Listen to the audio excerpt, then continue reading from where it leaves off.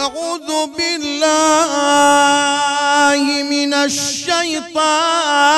الرجيم.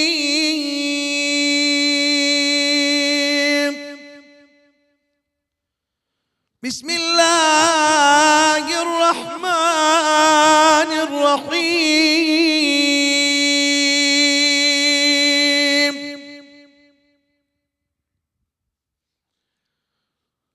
الحمد لله الذي وهب لي على الكبر إسماعيل وإسحاق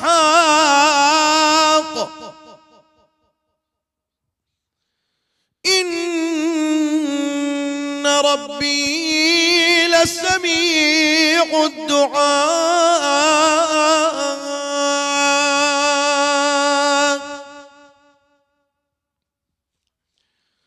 رب اجعل لي مقيم الصلاة ومن ذريتي ربنا وتقبل دعاء.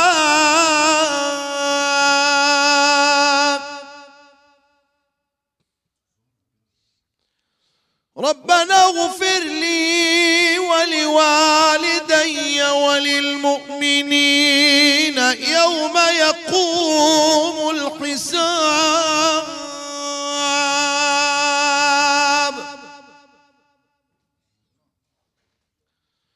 ولا تحسبن الله غافلا عما يعمل الظالمون،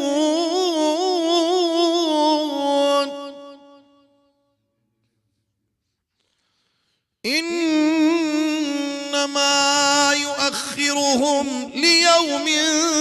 تشخص فيه الأبصار.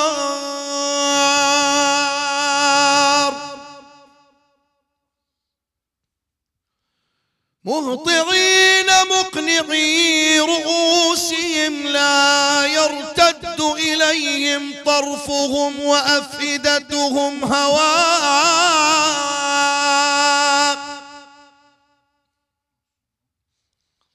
وأنذر الناس يوم يأتيهم العذاب فيقول الذين ظلموا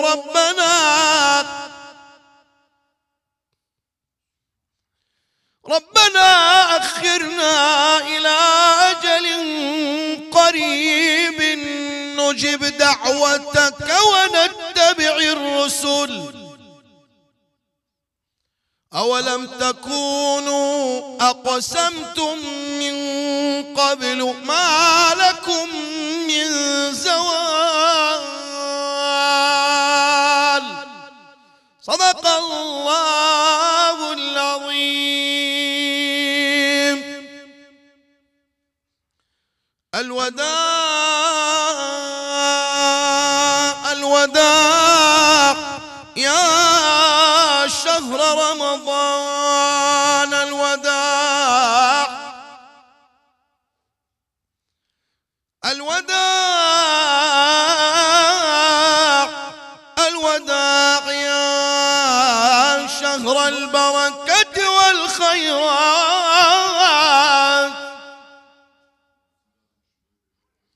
الوداع الوداع يا شهر التهليل والتسبيح والذكر والتراويح وتلاوة القرآن. الوداع فتحت فيك أبواب الجنان وغلقت فيك أبواب النيران وصفدت الشياطين. شهر رمضان الذي أنزل فيه القرآن هدى للناس وبينات من الهدى والفرقان. اللهم اجعلنا واجعل والدينا والمسلمين من عتقاء شهر رمضان يا الله.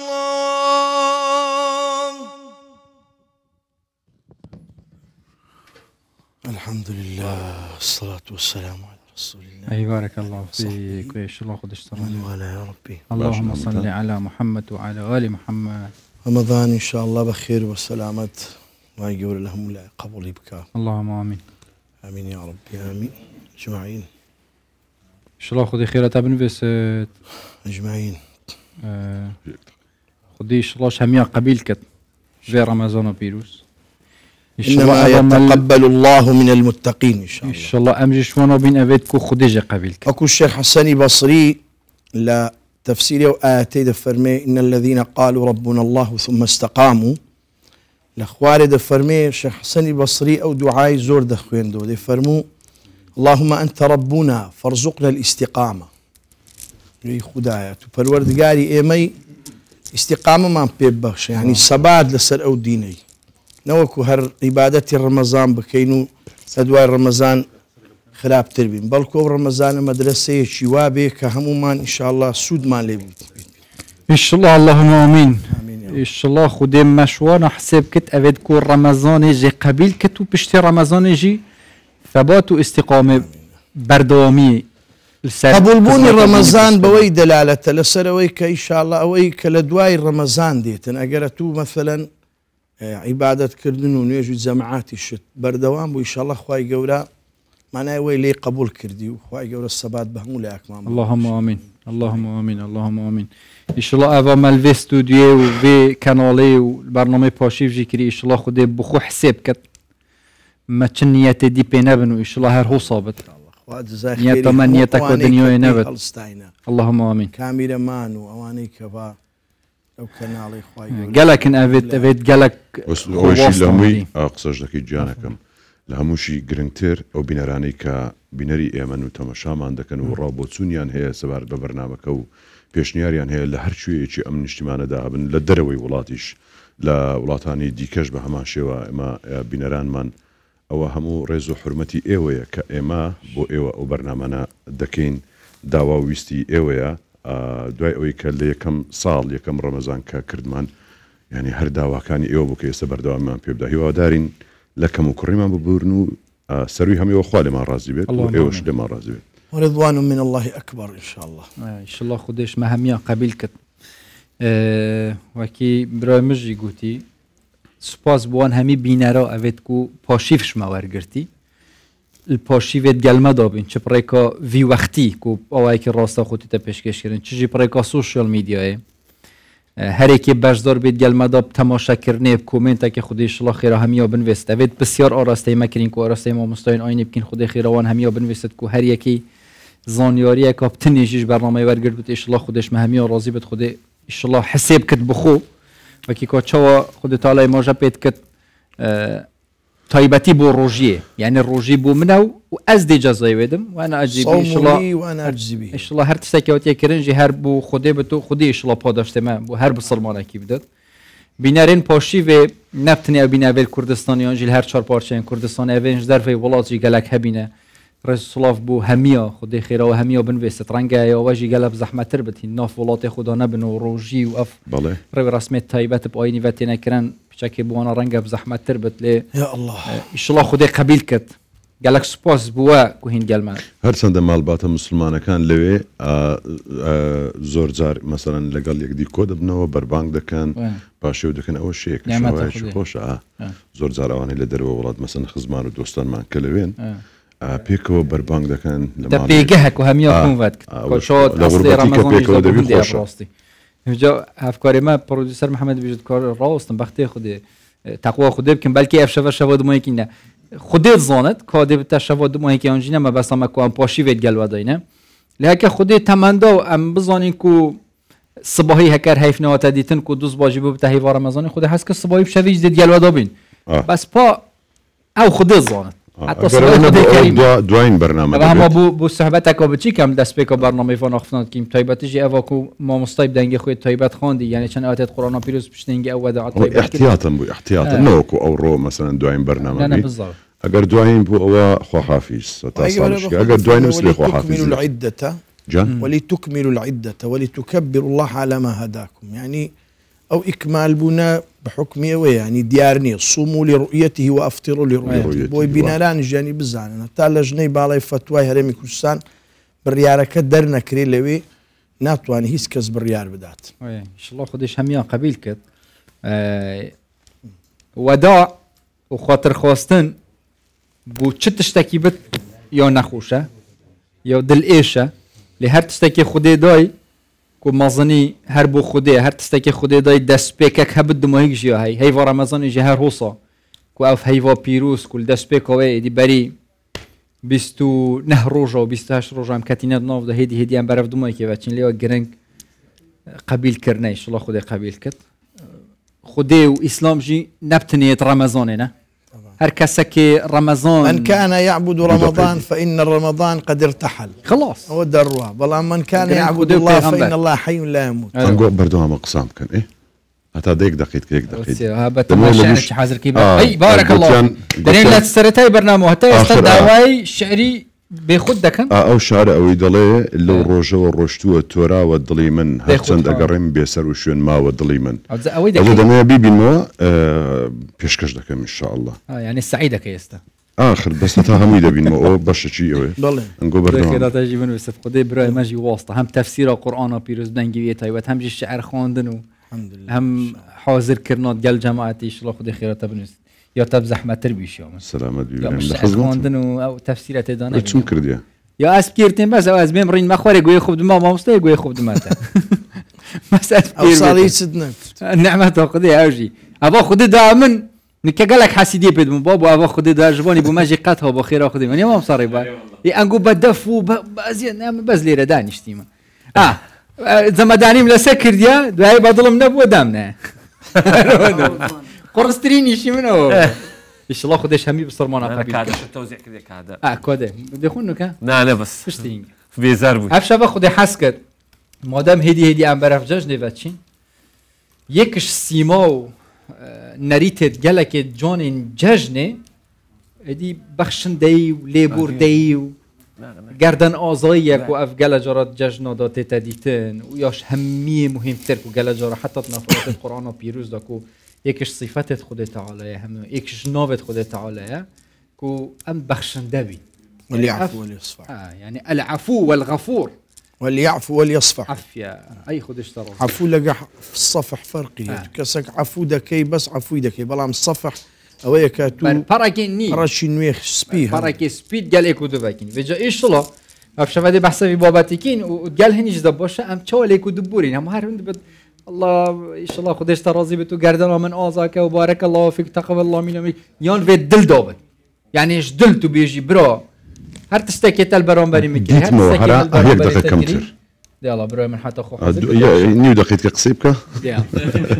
يلا نيو دقيقة الساعات بقرب ايه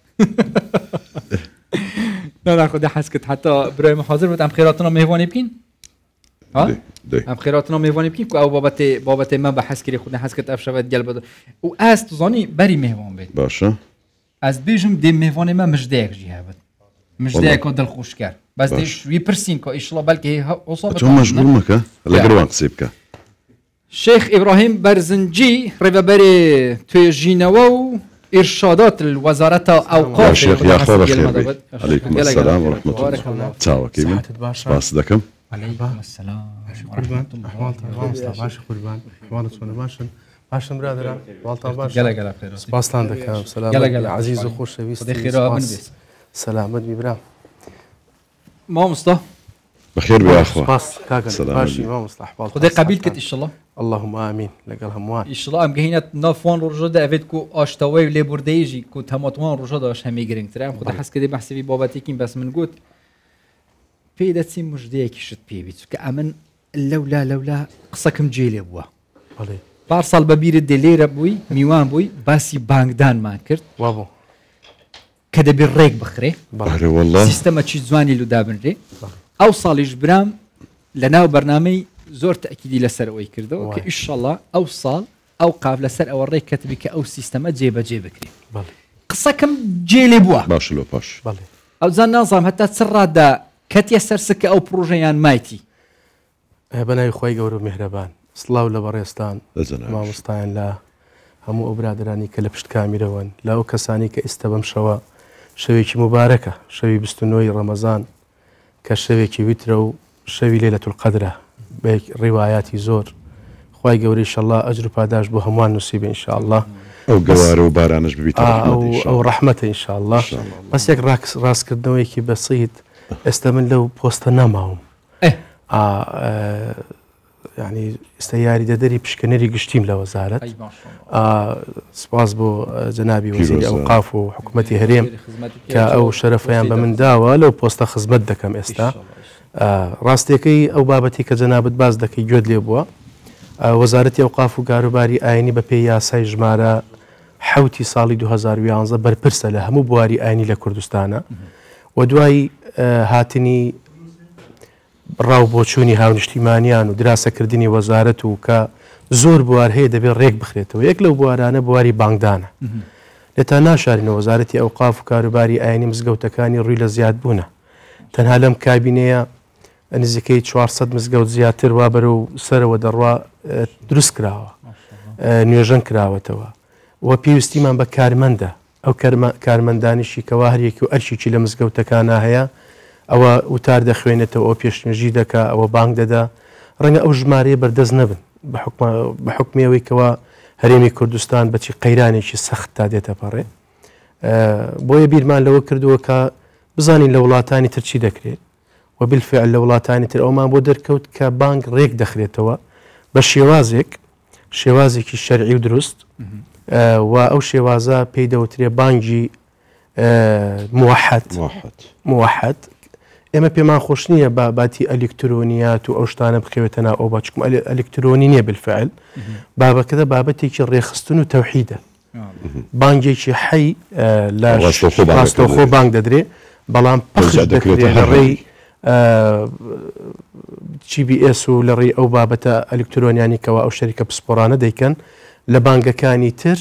لە مزگەوتەکانی تر هەر ئەو بانگەیەکەوە بۆ نمونە مامۆستا دەشتی هەڵە سێ بانگەکەمان بۆدا لەو مزگەوتێ سەواف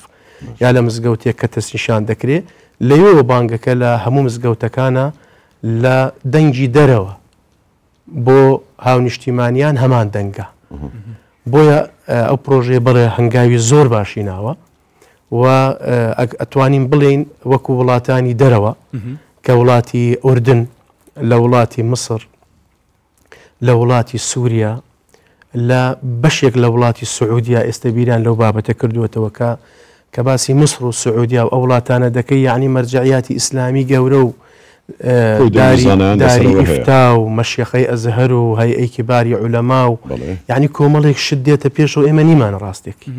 و ئێمە بە هەماهەنگی کردومانە تقریبا لەگەڵ برانی بەڕێزمان لەگەڵ ئەنجومەنی باڵای فتووا لە هەرێمی کوردستان ڕاوبۆچوونی دەیان پسپۆڕ و مامۆستای ئاینی و کەسی لێزان گوار لە ڕێخستنی لە مەساتی ئەخیر ئینشاءالله لە کوردستانە بانگێکمان گوێ لێ دەبێ چۆن کە کەسێک دەڕوا بۆ تورکیا لە تورکیاش بانگ موحدە بۆ معلوماتان بانگ ڕێکخراوە کە چۆن هەر بەیانیان بە مەقامێک بانگ دەدرێ نیۆڕان بە مەقامێکە ئەسران بە مەقامێکە مەغریب بە مەقامێکە عیشایانیش بە مەقامێکە ئێمەش دەمانەوێت لە کوردستانە مەقامی کوردەواری خۆمان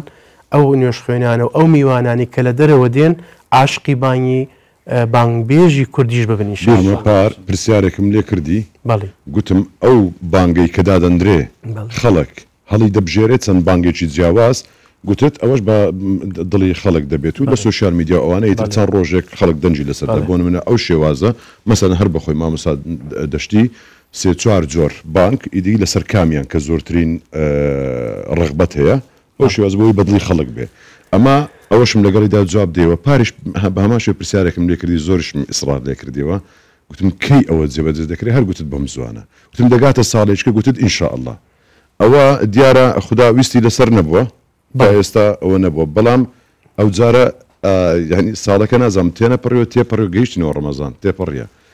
ئێستا دیسان لە دەپرسمەوە کەی ئەوە جێبەجێ دەکرێت من مزگەنی ئەوەت پێ دەدەم یعنی بەپێ ئەو ڕێکارانە و ئەو ئیشانی کە بەڕاستی ستافی وەزارەت زۆر یعنی ماندوو بوون بۆ ئەوەی کەەوە ئەو کارە چکم کارێکی ئاسان نییە پێش هەموو شتێک دەبێ ئەرزێتێکی بۆ خۆش بکەی هەنگاوەکە هەنگاوێکی گەورەیە لە ئاستی وڵاتان راوە نەک لە ئاستی هەرێمێک من مزگەێنەوەتان پێدەم ئینشاءالله لە ساڵی 2024 وانە ئەلەم ساڵ ئینشاءالله بۆ مەدەیەکی کەم ئەو بوارە وەکو تێست لە چەند شارێک دەست پێ دەکات ئینشاءالله ینی تقریبا چەند مانجی وڵی نازانم ئەوە ئیشی فەنیات کاپشن و لیدی هەواڵ ئێستا والله بەڕێزان شێخ ئیبراهیم بەرزنجی جەنابیان دەڵێن ئینشاءالله ئەو بانگە موحەدە بە دەنگێکی یەکجار خۆش لە زۆرینەی مزگەوتەکان مەرحەلەی یەکەم وەکو تێست تاوەکو کە بزانن چۆنە ئینجا دوایی بە تەواوی ڕێک دەخرێتەوە بانگێکی خۆشی کە هەموو کەسێک حەزی لەم بانگە جوانانە بێ وەکو لە زۆربەی وڵاتان لە ناو بازار و شەقام و شوێنەکان پێت خۆ دەوەستی لە دیار ئەو بانگە خۆشە ئەم مەقام و دەنگە خۆش ئەوەش مەبەستی ئەمێ ئەوەش مەبەستی هەموو لایەکە بێگومان جەنابیشتان ئەمە هەر لەم ساڵدا لە 2024 ڕێک دەخرێتەوە ئینشاءالله بە ئیزنی خوا من یەک ملاحەزەی ئەمێ باسکەم لە ڕێی جەنابتانەوە بۆ سەرجەم هاونیشتیمانیان بۆ مامۆستایانی ئاینی بۆ ئەو کەسانی کەوا حکوومەت هەر هەنگاوێک دەنا جارێ لی تێنەگەیشتون کۆمەڵی معارزە و کۆمەڵێک کۆمنت و کۆمەڵێ شەڕە فەیسبوکەکەن لە تۆڕە کۆمەڵایەتیەکان بۆ ئەوەی کەوا فەشل بە مەشروعی حکوومەت بێن ئێمە ئەڵێن ئەو بابەتی کەوا پێی دەوترێ بانک ئێمە ناومان لێن ناو بانکی ئەلکترۆنی ئەسڵەن یعنی ئیش ئێمە ئەلکترۆنیاتەکە نییە ئیشی ئێمە بە پێی فتووە بە پێی ڕێی زانایانی شەرع چیان پێ باش بووە ئەو بابەتە ئەومان هەڵبژاردووە بابەتەکەش چییە بانگی حەیە بانگێکی زیندووە بەڵام لە باتی ئەوەی کەوا لە 6,000 مزگەوت 6,000 کەس بانگ بدا ئێمە لە ژنێکی پسپۆر لە ڕووی مەقاماتەوە لە ڕووی ئەداەوە لە ڕووی دەنگەوە لە ڕووی کەسایەتیەوە کۆمەڵی خەڵک خۆیان بربژێرەکەن بۆ ئەوەی کەوا ببنە بانگ بێژ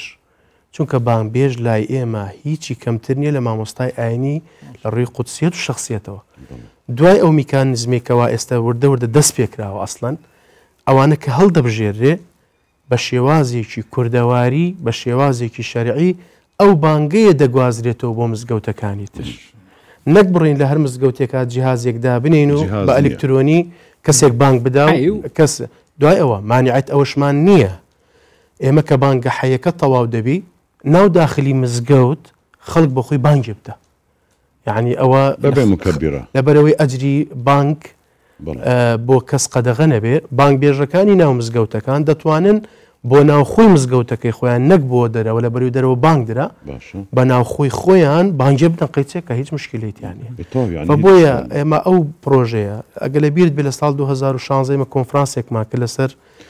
بەرەو گوتارێکی ئاینی میان ڕەوی 16 ڕاستپاردەمانە بوو یەک لە ڕاستپاردەکان ئەوە بوو کە ئێمە وتاری ناونشانی وتاری هەینیمان ڕێخست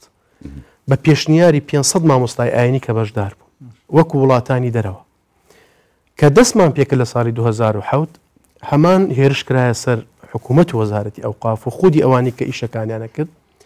ئێستا ساڵ 2024 مامۆستایانی ئاینی پابندبوونیان لە ڕێژەیەکی زۆر بەرزایە و ئەسڵەن خۆیان داوا دەکەن کە وتارەکە چی بێ لە هەموو شارێک لژنێکمان بۆ دەستنیشان کردووە لە کەسانی پسپۆر لە هەموو لایەنەکان لە هەموو بۆچوونە دینیەکان لە کوردستانە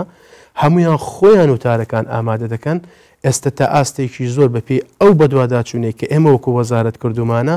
پابندبوونی مامۆستایانی ئێمە و لە ڕووی بابەتی تەشهیر لە ڕووی بابەتی پێکەوە ژیان لە ڕووی بابەتی یەکتر قوبوڵکردن لە ڕووی بابەتی خلافیات نسبەکانمان زۆر دابەزاندووە وەکو جاران نییە هەر بۆنەیەک بێتە پێشەوە خەڵکێک بە کەیفی خۆی قسە بکاتە ئەو تەشیر بە ڕاگەندرکاریە بکاتە شیر بە ئاینێ بکاتە شیر بە بیر و هزری کەسێکی تر بکە ئەو بابەتان لە کوردستانە کۆتایی پیاتوە وایشڵە خودش تەڕازێ بێت یعنی ئەو پرۆژە کە تەتوەرە جێبجێکردنەوە دەشترینی یاگەڕین دەست خۆش بەری ئەم دەستگوی بابەتی خۆی ئەفشەوە دەست خۆش چەند تەکبیرۆتی تایبەت بدەنگی مامۆستای دوای ئەوە دەست بە بابەتی خۆمان تەکبیرۆتی دەنگ باش نینەمە ودا دەست بابەتی خوب نەوەڵڵی هێشتا نشونەتە ناوبەتی تەکبیرەوە ئەخەمەی کە جەژن خەڵک وازانە ئێتەوە نەجاتمان نا خۆیشان جەژن ها پیرۆزە پیرۆز ئێستا تەکبیراتی بکەین کاتی خۆی تەکبیرات وەختی خۆی محددە کاتی خۆی والله ئێمە تەکبیراتی يكبر ويكبر ليلة العيد ماوەسەشیکەمەوە ئێمە تەکبیراتمان هەیە مقەیەدە هەمانە مطلق تەکبیراتی مقەیەدمان ئەوەیە کە تایبەتە بە جەژنی قوربان و بە جەژنی ڕەمەزان وەختەکەی کەی دەست پێکە بە داخلبوونی وەقت لە دوای نوێژی فەجرەوە مفهومە تەکبیراتی مطلقەکان ئینسانە چێتە ناو بازار ئەچێتە شوێنێک ئەچێتە لایەک بخۆی ئەڵڵاو ئەکبەرەکە بەڵام بەنیەتی جەژن ناکە بەنیەتی جەژن نە آخر وەزعەکە ئەمە 20 جار هەر بەرنامە پێشکەشمان کردی و 100 جار تەکبیرات کرا تەکبیراتی مطلق مناوزانی هەر مەلایەن پێکنان ئەوانش پێک نان سەڵەواتی لێدە دیاڵ بە کەیفی خۆت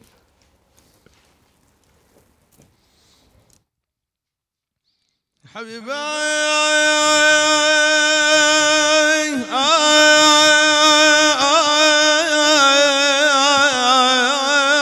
وحي باقي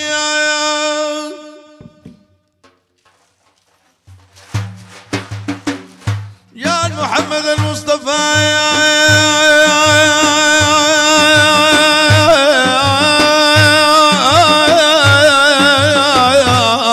صاد ابو الابراقي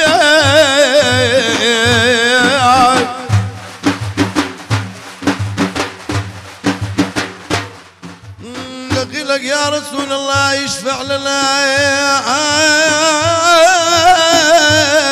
يوم الحساب دليل عالم صلوات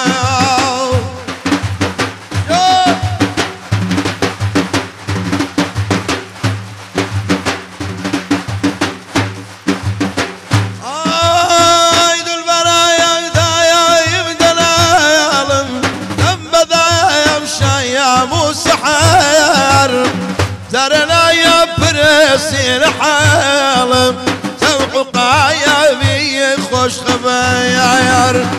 زرنا يا برسي الحالم توقع يا بي خوش خباير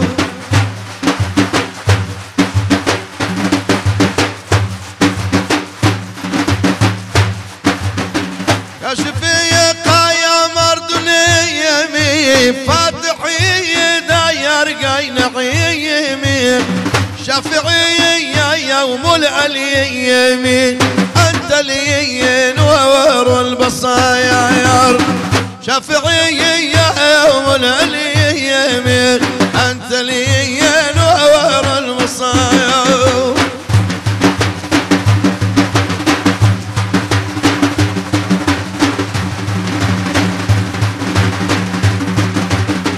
وقفنا يردي البر لنا يا رب باريحي صيايا بوي تباير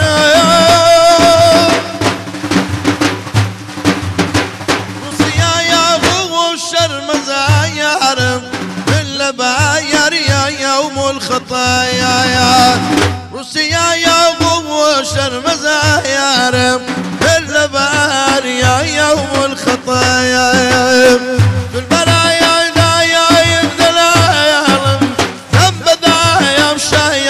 سحان زارنا يا برسي الحيالم توقع يا بي خوش خباير زارنا يا برسي الحيالم توقع يا بي خوش خباير بارك الله وبقصي كاس ما ندنك شعري ها شعري كاس ما ندنك ناس صلواتك وبنا تكبيرك شعري احمد الكورم هكا زناب الشيخ ليري بريالك وادرس دست خوش به تحكم عندي نبي يلا دست بابت اف شباب كينوش همي گرفتر خودش درازي به خود خيره بن بس آشتوایی لی خوش بون ها گله جارا يعني سر ازمان ما والمجلسات تقوتن دل برای خو عفو كاو ليه خوش با ام برایت ایکینو والله جیرانه تا ازعاجات آکری ليه خوش با یا گرینک او ام بزن این کار ليه خوش بون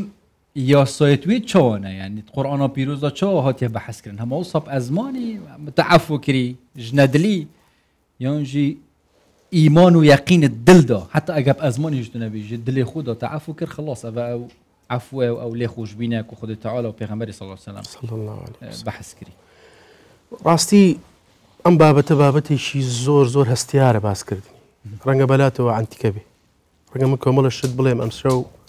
خەڵکانیش بەلایەنەوە سیر بێ چونکە بابەتی عەفو لێبوردەیی لێخۆشبوون گردن ئازایی ئەوە مطلقی قورئان و سنەت و فەرمانی خوا و پێغەمبەر عەلەیهی سەڵات وەسەلام لەسەرێتی بەڵام ئایا هەموو کەس لێی خۆش دەبی هەموو کەس لێی دەبووری هەموو کەس گردنی ئازا دەکەی طبعا لە پێش هەموو شتێکە ئەو بەها جوانی کە ئیسلام هێناوێتی کەوا لێبوردەییە کە بنەمایەکی زۆر جوانی ئیمانە لە ناخی ئینسانە ئەو ئیسلامەیە وا دەکا کە کەسێک عەزیەتی دڵت دەدا عەزیەتی جەستت دەدا عەزیەتی ژیانت دەدا واد لێ دەکا پێت دەڵێ دەبێت تەنازول لەو هەموو حەقی خۆت بکەی لی خۆشبی لی ببووری و 35 جار زیاتر لە قورئانی پیرۆزدا باسی لێ خۆشبوون هاتووە بە تەنها کەلیمەی عەفو لێم ببوورێ لێی خۆش بە دەیان ئاەتی تر باسی لێبوردەیی دەکا خوای گەورە فەرمیێ وەالصلح خەیر لەسەر زاری پێغەمبەر صلی الله عليه وسلم چەندین فەرموودە خذ العفو وأمر بالعرف وأعرض عن الجاهلين دەیان دەقی ئاەتمان هەیە پێغەمبەر خۆی عەلەیهی سەڵات وەسەلام دایمە لەگەڵ ئاشتەوایی و سڵح و لێبوردەیی و ئەوانە بوو نمونەیەکێ بۆمانە جێڕێتەوە لە فەرمودەی صحیحی پێغەمبەر عەلەیهی سەڵات وەسەلام کە دوو کەس دەچنە حزوری خوای تەبارەکە وتەعالا جا پێغەمبەری خوا عەلەیهی سەڵات وەسەلام سەحابە دەگێڕنەوە دەفەرمێت جارێک لە کاتی گێڕانەوەی بابەتەکەیە دەمچاویان بێتاقەت دەبوو جارێک پێدەکەنی دوو کەس دەچنە حزوری خوای گەورە لە دنیا مشکلیان هەبووە کەسێک زەرری لە کەسێکی تر داوە گردنی ئازا نەکردووە لە دنیا ئەچنە بارەگای خوا چووکە بارەگای خوا ئینسان کە مشکلەکەی خۆی بردە بارەگای خوا زۆر قورسە لە دنیا ئەگەر خۆت صاف نەکەی بگەیتە بارەگای خوای تەبارەکە وتەعالا زۆر قورسە بۆ ئەو کەسەی کەوا زاڵمە کە دڵمی عەزیەت داوە کە زەرری لێم داوە کە تەشیر و بوختانی پاما کردووە کە بنبەریم کابرا دێ دڵێ یا ڕەبی خوایە ئەوە حەقی منی خواردووە و حەقم لایەتی گردنیم ئازا نەکردووە دەڵێت چیت دەوێت دەڵێ خێرەکانی مەوێ کابراش تەوبەی کردووە لە دوای ئەو هەوڵی داوە خوا لێی خۆش بێ خوایش لێی خۆش بووە بەڵام حەقی ئەو کەسەی لاماوە دەچێ بۆ لای دەڵێ هەموو خێرەکانی ئەم کە کردوێتی لە دنیا بیدەنەوە ئەڵێ ئەو جا چیت دەوێ هێشتا حەقەکەت تەواو نەبووە ئەڵێ یا ڕەبی خوایە ئەمەوێ هەموو گوناهەکانی من بۆ ئەو بڕە قورسە ئەویش دەچێتە جەهەنەمەوە گەر وا بێ خوای گەورەش ناوێ ئەو عەبدە بچێتە جەهەنەمەوە چکم تەوبەی کردووە ئەڵێ خوای گەورە بانگی دەکا دەڵێ وەرە دەڵێ سەرێ بەرزەوەکە ئەو بەهەشتت بینیوە دەڵێ یا ڕەبی خوایە ئەوە هین چی پێغەمبەرێکە چییە پارەی ئەوەی هەیە چییە خێر ئەوەی هەیە کە ئەوەی دەست بکەوێ ئەڵێ تۆ هەتە ئەڵێ من هەمە دەڵێ بەڵێ تۆ هەتە دەتوانی ئەوە بکەیتە هین خۆت لە وەڵامدا دەڵێ یا ڕەبی خوایە چۆن دەڵێ کە ئەو برایەت عەفوو بکەی ئەوە دەدەمە تۆ خوای گەورە سڵحەکە لە بینی خەڵکە لە قیامەت زۆر خۆشە سڵحتان دەکا خوای گەورە دەڵێ یا ڕەبی خوایە گردنی ئازا بێ لێی خۆش بووم ئەی بورم بەس با بچمە ئەوێ داڵێت دەستیان بگرە دەستی براکەت بگرە پێکەوە کە دەڕوا پێغەمبەری خوا عەلەیهی سەڵات وەسەلام بە پێکەنینەوە ئەو حەدیسەی بۆ سەحابەکان گێڕایەوە کە هەردووکیان دەستی یەک دەگرن و دەچنە بەهەشتەوە ئەوە سڵحە بەڵام بابەتێکەیە بەس لێری مامۆستا پرسیارێکی بەڵێ خودی نەوێت عەبدەوی بچتە بەهەشت بچتە جەهەنەمی توبە کردی بەڵێ خدا نایەوێ عەبدەکانی خۆی لە جەهەنەم سزا بدە ئەو خوای گەورە خۆ ئێمەی دروست نەکردو بۆ ئەوەی کەوا ئینتیقامان لێ بسەنێتەوە حاشا لله خوای گەورە خوای تەبارەکە وتەعالا ئەفەرمێ عەبدەکان ئەو لەفزی عەبدی لە ئەحادیسی قودسی پێغەمبەر صلی الله عليه وسلم ئەوەندە بە سۆز و میهرەبانی خوای گەورە باسی عەبدەکەی خۆی کردووە ئەگەر بێت و ئێمە بەس بی ئەوە باسکەین بۆ مسلمانان بەسمانە بۆ قیامەت چیە لە خوای گەورە بە عەبدەکانی خۆ دەفەرمی ئەگەر بێت و گوناه و تاوانەکانت ئەوەندە بەرزەوە بوو دەرگاکانی ئاسمان گەیشتە دەرگاکانی ئاسمانە بێ حەد و حدودی چەند بێ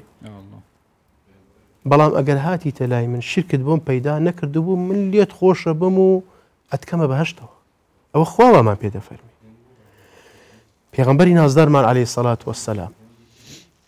حەزرەتی عائیشە ڕەزای خوای لەسەر بێ ڕۆژێکیان وتی پێغەمبەری خوان بینی عەلەیهی سەڵات وەسەلام زۆر دڵخۆش بوو وتی بە فرسەتم زانی وتم یا رسول الله صلى الله عليه وسلم دوعام بۆ بکە وتی یا ڕەبی خوایە گیان حەزرەتی عائیشە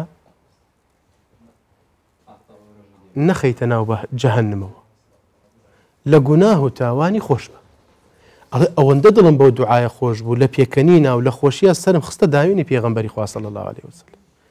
وتی یا عائیشە زۆر دڵت خۆش بوو وتی بەڵێ یا رسول الله صلی الله عليه وسلم وتی دوعاکەمت زۆر پێ خۆش بوو وتی زۆرم پێ گەورە بوو وتی قەسەم بە زات و جەلالی خوای گەورە لە دوای هەموو نوێژێکم من ئەو دوعایە بۆ ئومەتەکەی خۆم دەکەم کە پێغەمبەری خوا عەلەیهی سەڵات وەسەلام دوعا بۆ من و بۆ جەنابت بکە بڵێ خوایە بە ئاگری جەهەنم نەیان سوتێنی لە هەموو گوناه و تاوانیان خۆشبی خوای گەورە دوعای پێغەمبەری خۆشەویستی خۆی قبول دەکا بۆیە ئەو بابەتە بەڕاستی لێخۆشبوون و لێبوردەیی و لەوانە لە ئیسلامە زۆر مەطلوبە ئینسان مەبدەئێکی زۆر ئەساسیە خاوەن ئیمان بێ لە حەقی خۆی تەنازول بکە وەسڵح و خەیر بەڵام من بابەتێکەیە حەزم لێیە ئەو بابەتە بەپێی بۆچوون و خوێندنەوەی من بۆ ئەو دەقانی کە هاتوون ئینسان جار وا هەیە نابێت لە کەسێک ببووری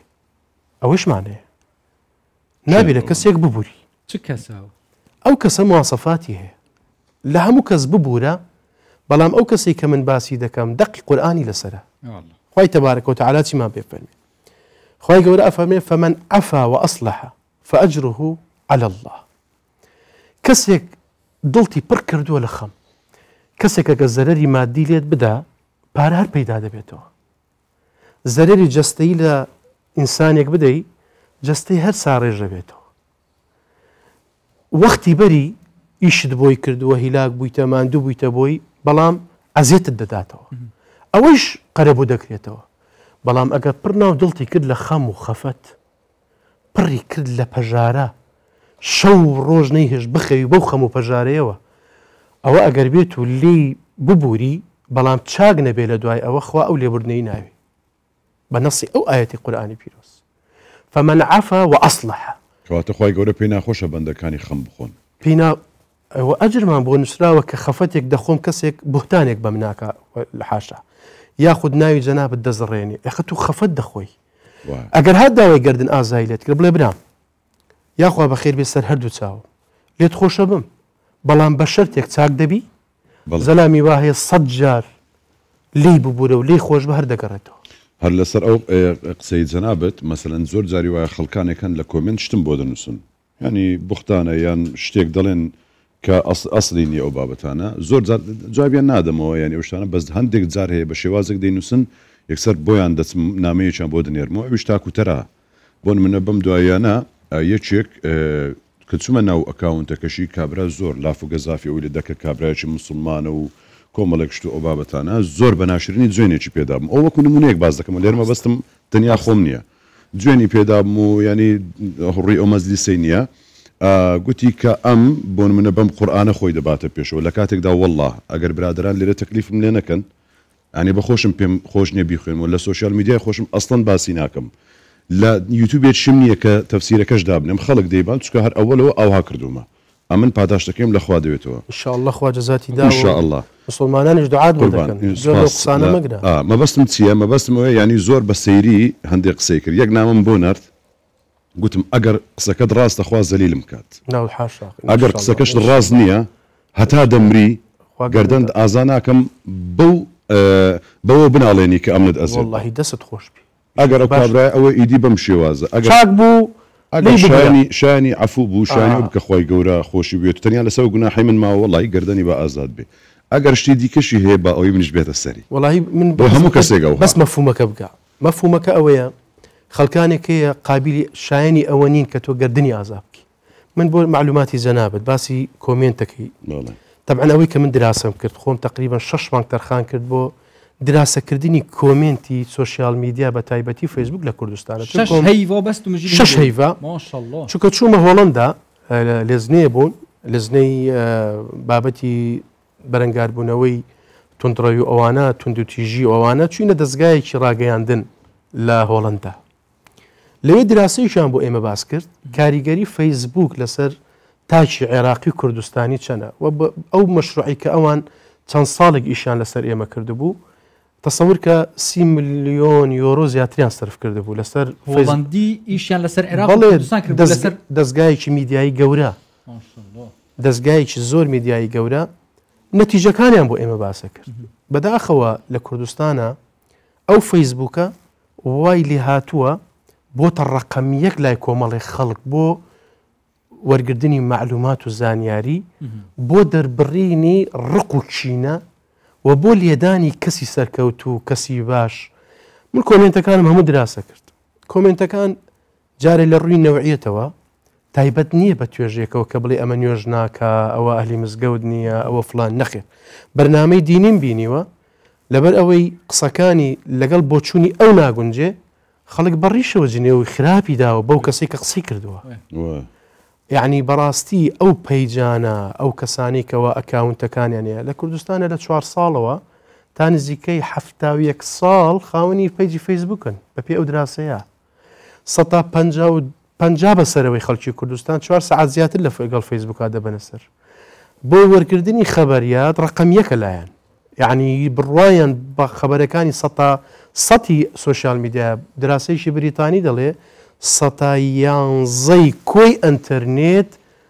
زانیاریەکانی دروستە 111 بۆی بۆ توێژینەوەی زانستی پشت نابەسترێتە سەر بابەتی سوۆشیال میدیا ئەوشتانە بەڵام لای خەڵکی ئێمە وای لات چێ ئەم خەڵکی فێرجنێ و کرد چێ فێری کرد کە تۆ جەنابەت قورئان دەخوێنیتەوە وا چۆتە مێشکیەوە کە ئەوە ئەو بابەتەیە ئەوە خەڵکانێک ئیشانە سەر ئەو بابەتە کرد بەداخەوە مەدروسە نەک مەدروسە وایان لە خەڵک کرد کە جنێ و فرۆش بێ کە لای نەبێت کە ئەو جنێوە خوای گەورە لە قیامەتە بۆیە لە محکەمەی خوا لە هەموو محکەمەی عادلترە بۆی شاو ئاەتەم هاوردەوە ئەم شەو لەبەرەوەی بەڕاستی من دڵم عەزیەتی خواردووە لە کەسێک بۆ نمونە ئەو کەسە لێی خۆشە بم ئەخ کاکە ئەو کەسە من هاتوومەتەوە بۆ ماڵ خێزانم هەیە مناڵم هەیە عەشیرەتم هەیە کە سوکارم هەیە بابم هەیە دایکم هەیە ئەو قسانی کە تۆ بە من دوتەوە ئەوان هەمووی بەو شەو بەو خەمەیان بەدڵەوە هەموو عەزیەتیان خوارد من بۆ لێ خوێر لێ خۆش بم ئیسلام پێمەڵە لێ خۆش بە خوا لە قورئانە فەرمێ فەمەن عەفا وەئەصلح ئەگەر ئەو پیاوە پیاو بوو یا ئەو ئافرەتە ڕێک بوو وەڵاهی لێی خۆش بە ئەگەر هەرچیکی بەرامبەرت کرد بێ بەڵام ناوتی زڕان قەت لەوانە خۆش مەبن کەوا دڵتانیان تەنگ کردووە قەت لەوانە خۆش مەبن کەوا خەوی شەوانتیان نەهێشتووە قەت لەوانە خۆش مەبن کە ڕۆژێ لە ڕۆژان تۆ ویستوتە شتێکی خۆش بەسەربەری ئەو بە قسەیەک وای لە دڵت کردووە لەتلەتی کردووە گردشی ئازادەکەی دووباری ئەکاتەوە سێباری دەکاتەوە چوارباری دەکاتەوە ئێرانی قسەیەکی جوانیان هەیە مەسەلێکی عامی خۆیان هەیە هەڵێ جار وا هەیە ئینسان بە تایبەتی ئاخر زەمان ئەڵێ بە سەلامەتی ئەگەرێت بتەوێ بژێ یەک سەلام بەعزە خەڵکێکی لەم زەمانە بەس سەلامیشانەوێ هیچتریان ناوێ نزیک مەبنەوە لێیان فتنەن تێکەڵ مەبن لەگەڵیان بەس سەلام سەلام سەلام خوایە من زۆر جا وتارم لەسەر ئەو بابەتانە داوە کابرایە کاتە لام دوای وتارەکە زۆر بەتەمەن بوو دوو کەسیان مناڵەکانی شوێن باڵیان کرده بوو متەئەسر بووم بۆی وتی کاک شێخ جەنابەت باس ئەو بابەتت کرد وتم بەڵێ وتی من 27 ساڵە لەگەڵ خوشکێکمان قسە ناکەم بەس وەڵاهی ئەزانم بچمە بەردەم دەرگای ئێمە ئاش دەبینەوە ئەوەندە شتی خۆشت باس کرد ئینشاءالله من لە ئیستەوە دەڕۆم دڵی خوشکەکەم چاک دەکەمەوە بۆی کەوە بینمان بکەرێت من بابەتی تر بەلامەوە سەیرە لەم ڕۆژەیە کێشەکان بەڕاستی لەگەڵ کەسە نزیکەکانایە یاحسەیکە لەم ڕۆژەیە مامۆستای ئاینین دەیان تەلەفۆن سەدان تەلەفۆن لەمان یەکالێکی دەدەمەوە ئیلا باوکێک و کوڕێک و باوکێک کوڕ و دایکێک دایک و کوڕێک برا ئەوە هەر زۆر من باز برا و برا ناکەم برا و خوشک ناکەم بەس نیتاقەکە کەیشتە سەر دایک و باوک من یەک قسەیەک دەکەم ئەو ئاەتە شمل دایک و باوک ناکە دایک و باوک ئەگەر لە دەرگاوە دەرتیان کرد لە پەنجەرە خۆت کە ژوورە چونکە بەهشتەکەی تو لای ئەوانە ئەگەر ئەوان خراپ بن ئەخوای من فرمودەیەکی پێغەمبەری عەلەیهی سەڵات وەسەلام زۆر جا بۆ ئەو کەسانی باسەکەم کە ڕەنگە دایک و باوکی خراپ بێ خۆشەرنی هەموو دایک و باوکێ باش بێ دایک و باوکەکەی عەزیەتی دەدا زوڵمی لێ دەکا غەدری لێ دەکا پێغەمبەری خوا عەلەیهی سەڵات وەسەلام فەرمێ کەسی وا هەیە لەگەڵ هامان و فیرعەون و ئەو خێڵە حەشر دەکرێ کەسکی لە ژێر دەست نەبووە إلا ماڵ و مناڵی خۆی نەبێ سەیکە إن الرجل لا يكتب عند الله جبارا ولا يملك إلا أهل بيته نا لە حکوومەت بووە نەوەزیر بووە نا شەریکەی هەبووە نە ڕئیس دائیرە بووە بەس ژنێک مناڵ کوڕ کچی هەبووە بەس ئەوەندە خەدری لیان کردووە خوای گەورە لەگەڵ هامان و فرعون حەشرێکە تو حەقی لەو وەکو ئێمە وەکو مناڵ لەگەڵ دایک و باو خۆمان حەقمان لە زوڵمەکە ئەو نیخوا لەگەڵی حسابەکە من چۆ بەلای دکتۆر ئەحمەد کوبەیسی عالمێکی زۆر گەوری عێراقی لە ئیمارات بینیم کۆمەڵی کەس دانیشت بوون کەسی ئەو سوالی لەگەڵیا کرد وتی قوربان من باوکم زۆر خراپە پارەم دەبا ژنم ئیهانە دەکا خۆم ئیهانە دەکا لە ناو خەڵکە وتی نەبڕۆ شەو نوێشکە نە حەز بکە نەبڕۆ بۆ هیچ شۆ جەنەتەکەی تو تەحملکردنی باوکتە هەر کەسۆ بنەوە ئینسانێکی خوا ئەبتیلای کردو مناڵی ناداتی ئینسانێکی خوا ئەبتیلای کردو بێ ئیشە هەیە ژنی بۆ ڕێک ناکەوێت هەیە مناڵی قوستانی هەیە خوا هەر بنەوە هەیە باوکی خراپە هەیە دایکێکی خراپ هەیە ژنێکی خراپ هەیە پیاوێکی خراپ ئەو بابەتانە بەس باوکو دایک ئەو ئاەتە شمری ناکە وەڵی دایک و باوک لێشتی بدا ئەو تفەی بسڕەوە ماچی بکە بەهشتەکەی تو لەوێ هەر بەنسبەت ئەوە دەمەوێت یەک قوس ینی سەبارەت بەڕێ خستنەوەی بابەتی کۆمنت و سیم کارت و هەموو ئەو بابەتانە ینی هیوادارم ئەوە لێرە ئەمە دیگەێنین ڕۆژنامە نووسانی دیکە چالاکوانن ئەم بابەتە بە هەند وەرگن ئەوانەی خەم لەم بابەتە دەخۆن بەڕاستی با ناوی ئەو وڵاتە نێنم بەڵام نزیکی خۆمانە ڕەنگە بزانرێکە باسی چێ دەکەم وەکو ڕێکلامێک بۆیە ناوی وڵاتەکە نایەنم زۆر باش کاروباری کۆمنتی خراپی ڕێخستۆتەوە چۆنە زۆر ئاسانە ئەو سیم کارتی کە دەدرێت جا هەر کۆمپانیایە کە دەدرێت بەو کەسە هەر هەوەنتە نەبێت لە بازار ئێستا وەرە هەر سیم کارتێکت دەوێت لەو بازارە بە کەیفی خۆدەوە هەڕووکرا هەرچی هەڵدەگری بە پارەی کەم زۆر ئەنواشت وڵی ینی حەقوای ڕێک بخرێتەوە هەر بەجد ڕێک بخرێتەوە ئەمن ئێستا دەتوانم بە سیم کارتێک دروست بکەم ئەکاونتێک دابنم یەک دنیا مشکلی پێ دروست بکەم زۆر ئاسانە ڕێم لێ بگرن مێڵن بیکەم کۆمنت دروست نابێت چێشە دروست نابێت بە سەدان سمینار دەکرێت کۆر دەکرێت بەرنامە دەکرێت شت دەکرێت وڵا کاکە کۆمنتی خراپێ کۆمنتی خراپ ئەوەیە کە سیم کارتە ساختانە نێڵن ئەوە یەک دوو هەر کەسێک کە سیم کار وەردەگری ئەمن ناوم هەندرێن عەبدوڕەحمان عوسمانە کاکە لەسەر پاسپۆرتەکەم بمدەنێت لەسەر کارتی نیشتیمانیەکەم بمدەنێت کە کاتێک ئەنتەرنێت دادەنێم بۆم نییە سیم کارتێکی دیکەم هەبێت کاتێک ئەنتەرنێت دادنم جا بە ناوی خدرە عوسمانە عەلیە زەیدە هەرچیەیە باشە ئەمن بمەوێ هەرچ بکەم لۆکیشنم دیارە جێگەم دیارە ڕێگەم دیارە بە 2 دقیقە سەر دەستگیر دەکرێم هەر جوێنێک بدەم هەر سوکایەتێک بکەم هەم لە ڕووی ئەمنیەوە کە چەندە گرنگە یعنی یەک دنیا تاوان و یەک دنیا کێشە بنبڕ دەکات هەمیش لە پێناو پاراستنی کیانی مرۆڤایەتی تاک خود یعنی وەڵی یەک ئەو هەم سمینارە مەکەن ئەوم پارێ لە سمینار سەرم مەکەن چالاکوانان ڕۆژنامە نووسان ئیشێک لەسەر ئەم بابەتە بکەن تەواو وەسەلام ینی 160 مشکلی هەمووڵاتانی شوایە ئێمە سەفەری وڵاتان دەکەین وڵات تا سیم کارتێکت پێدەدەن بۆ ماوەی یەک مانگیش وەکو غەریبێک کە ڕۆشتووی بڕوا دەبێ ماندوود دەکەن جوازت پێنە بێ هەر سیم کارتت هەر نییە لە هەموو وڵاتەکان و سیم کارتە کە پێێتە GPS-ەکە بەدواتەوەی لە چۆبی حکومەت دەزانێت بەخۆی ئێستاوەی لێ هاتووە زۆر ئەسانە بۆچی ئەوەی ڕوویشتووە ئەوە بەغەڵەت ڕۆژدو بەس ئێستاوەی لێ هاتووە سیستەمەکەیاندان زۆر باشەوانە کاکە لە ماوەی یەک مانجی دیکە هەر کەسێک سیم کارتەکەی خۆی بەناو نەکات ڕادەگیرێت دەبا دوو سیم کارت ڕابگیرێ بزانە پیاوەیە من بابەتی کۆمنتەکان ئەوەی کەوتم دراسە وڵای لە دەستخۆتانە مشکلی زانین چیمان هەیە ینی کۆمەڵێک ڤیدۆ دەبینی تەشیرە بە کەسایەتیەک بە بابەتێک ئەوەندە لایک و کۆمنتی بۆ هاتووە تعجبت دێ بەس ئەو لایک و کۆمنتانە ئێمەی کوردستان مستەهدەفین ئاگادار بن ئەوە حەقیقی نییە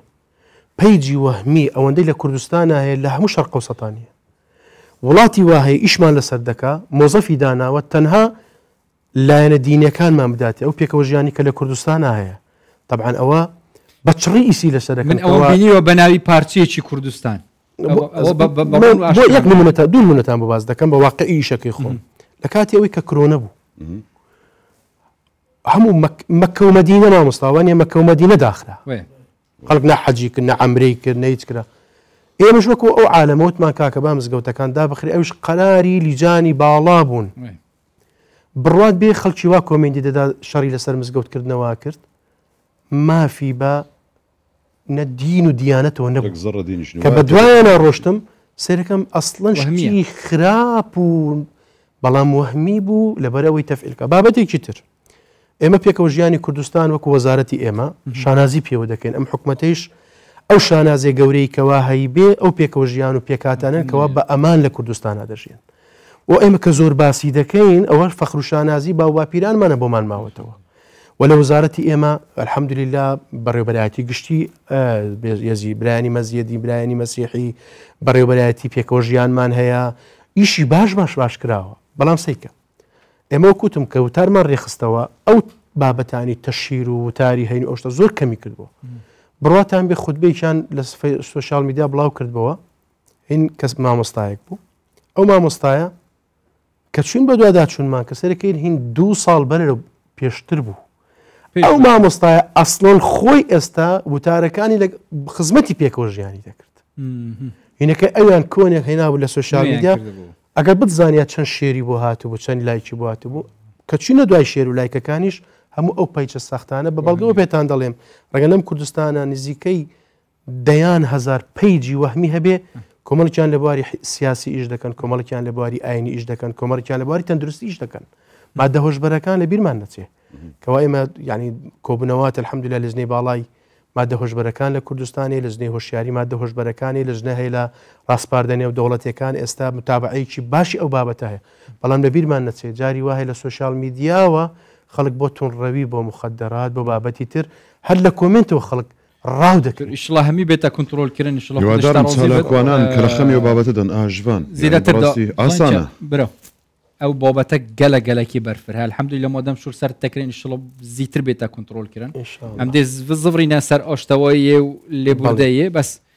ئەم دێ بچەکە ستودیۆ دەرکەوین هەندێک دیمەنێت تایبەت البرمێکان کوردێت مسلمان البریتانیا جیجین ماشڵڵا خودی شڵا ژێ قبیل کەس شەوێت لەیلەت القەدر وان شەوێت پیرۆز بەرز ڕادگرن ئەفکارێمە دلۆڤان عیمادەدین دلۆڤان عیمادەدین یەتگەلمە دلۆڤان ئیشڵا خودی شوێژ ڕازی بێت دی کوردێن لێ دەرێ وەکی هاتیە بەحەزکردن ئەوژی جلکێن کوردی و کوردانە ماشڵڵا بدە ئاین کوردی ئەفشەوە شەوێن پیرۆز بەرز ڕادگرم زانین کار ڕەفشەوە وان کوردال وێریا چاوەک و دیرش وڵاتی خۆت ژین کتەکەنی برەوش بەرتە سڵاو لێوێ دلۆڤان دلۆی خۆمان ئەوها ئەم کاتتان باش هەندرێن لێرە ئینتەرنێتم زۆر باش نییە ئینتەرنێتم زۆر باش نییە بەڵام دەگەڕێتەوە قەت ئەمەکەن ئەم کاتە ئێوە و بینەرانیش باش هەندرێن ژڤان من ئێستا لە مزگەوتی ڕووناچیم لە شاری بەرمینگهام ئەم مزگەوتە خۆی لە ناوەکەشی دیارە مزگەوتێکی کوردیە و زۆربەی نوێشخێنەکان لێرە کوردن بەڵام خەڵکی دیکەش دێن بۆ ئێرە ئەم شەو ئەمە دەزانی شەوی 29 مانگی ڕەمەزانی پیرۆزە و ینی یەک شتی ئێرە کە ڕەنگە جیاواز بێت لە شوێنەکانی دیکە ژبان لە با بڵێن لە بەریتانیا لەگەڵ وڵاتانی ڕۆژهەڵاتی ناوەڕاست لە سەرەتای مانگی ڕەمەزان لە تەراویح تاوەکو ڕۆژی با بڵێن کۆتایی مانگی ڕەمەزان لە تەراویح قورئانی پیرۆز ختم دەکەن بە هەر حاڵ من ئێستا لەم مزگەوتە پێم وابێ قورئان ختم کراوە مامۆستاوەیە من ئێستا مامۆستا محەممەدم لەگەڵا کە ماستەری لە مێژووی ئیسلامی هەیە و شارەزاییەکی زۆری هەیە و با بڵێن بەدواداچوونێکی وردی بۆ مزگەوتە کوردیەکان کردووە لێرە هەروەها ئەم پێش نوێژەش کە ینی پێشنوێژی بۆ مسلمانانی ئەم مزگەوتە دەکات و بچووکترین پێشنوێژە بەڕاستی دەتوانانی بڵێن لە بەریتانیا ژڤان هەردووکیانم لەگەڵە و ئێستا گفتوگۆی زیاتر دەکەین مامۆستام کاتت باش و زۆر خۆشحاڵی کە لەگەڵمانی سەلامەت بێ کاتێکی مانگی ڕەمەزان بە شێوەیەکی گشتی بۆ مسلمانانی بەریتانیا چۆنە بەریتانیا خۆی بەوە ناسراوە دەڵێن کوردانی بەریتانیا لە مانگی ڕەمەزان بە شێوەیە مانگەکە بەسەر دەبن کە وەکو ئەوەی وایە لە کوردستان بن بۆ چوونی تۆ چێ لەو بارەوە بەنای خۆی گەورە میهرەبان خۆی لە ڕاستیدا سڵاو ڕێزم هەیە بۆ کوردانی ئازیزی خۆمان لە کوردستان و هەروەها بۆ تەواوی ڕەوەندی کوردی لە دەرەوە بە تایبەت لە بەریتانیا مانگی ڕەمەزان خۆی هەر خۆی مانگێکی پڕ لە خۆشی و پڕ لە ئیمان و گوڕوتینی مسلمانانە مانگی گەرمکەرەوەی مزگەوتەکان و نوێبوونەوەی ئیمانی مسلمانانە سپاس بەخوای پەروەردگار ئێمە هەموو ساڵێک تەبعاً لە گوڕوتینێکی چاکی هەیە مزگەوتەکانی بەریتانیا لەگەڵەوەشا ئێمە وەکو گەر باس بکەین لەم شارەی خۆمان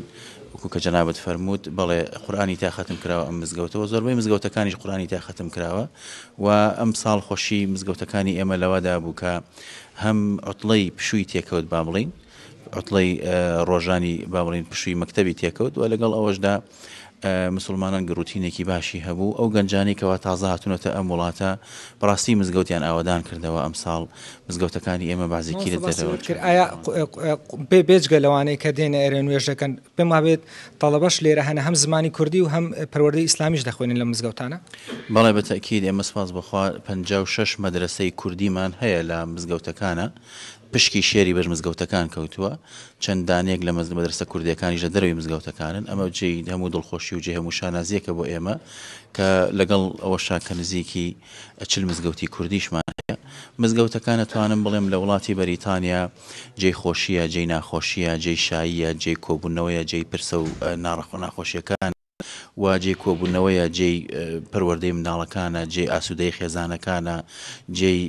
گەورەبوون و ترۆقەکردنی گەنجەکانمانە بۆ زەواج و بۆ یەکتر ینی هەموو مزگەوت لێرە هەموو شتێکە بۆ خەڵک مامۆستا دوا پرسیارم گەر بە کورتی وەڵام دەیتەوە ئێمە دەبینین لە ڕۆژانی دیکە خەڵک لێرە زۆر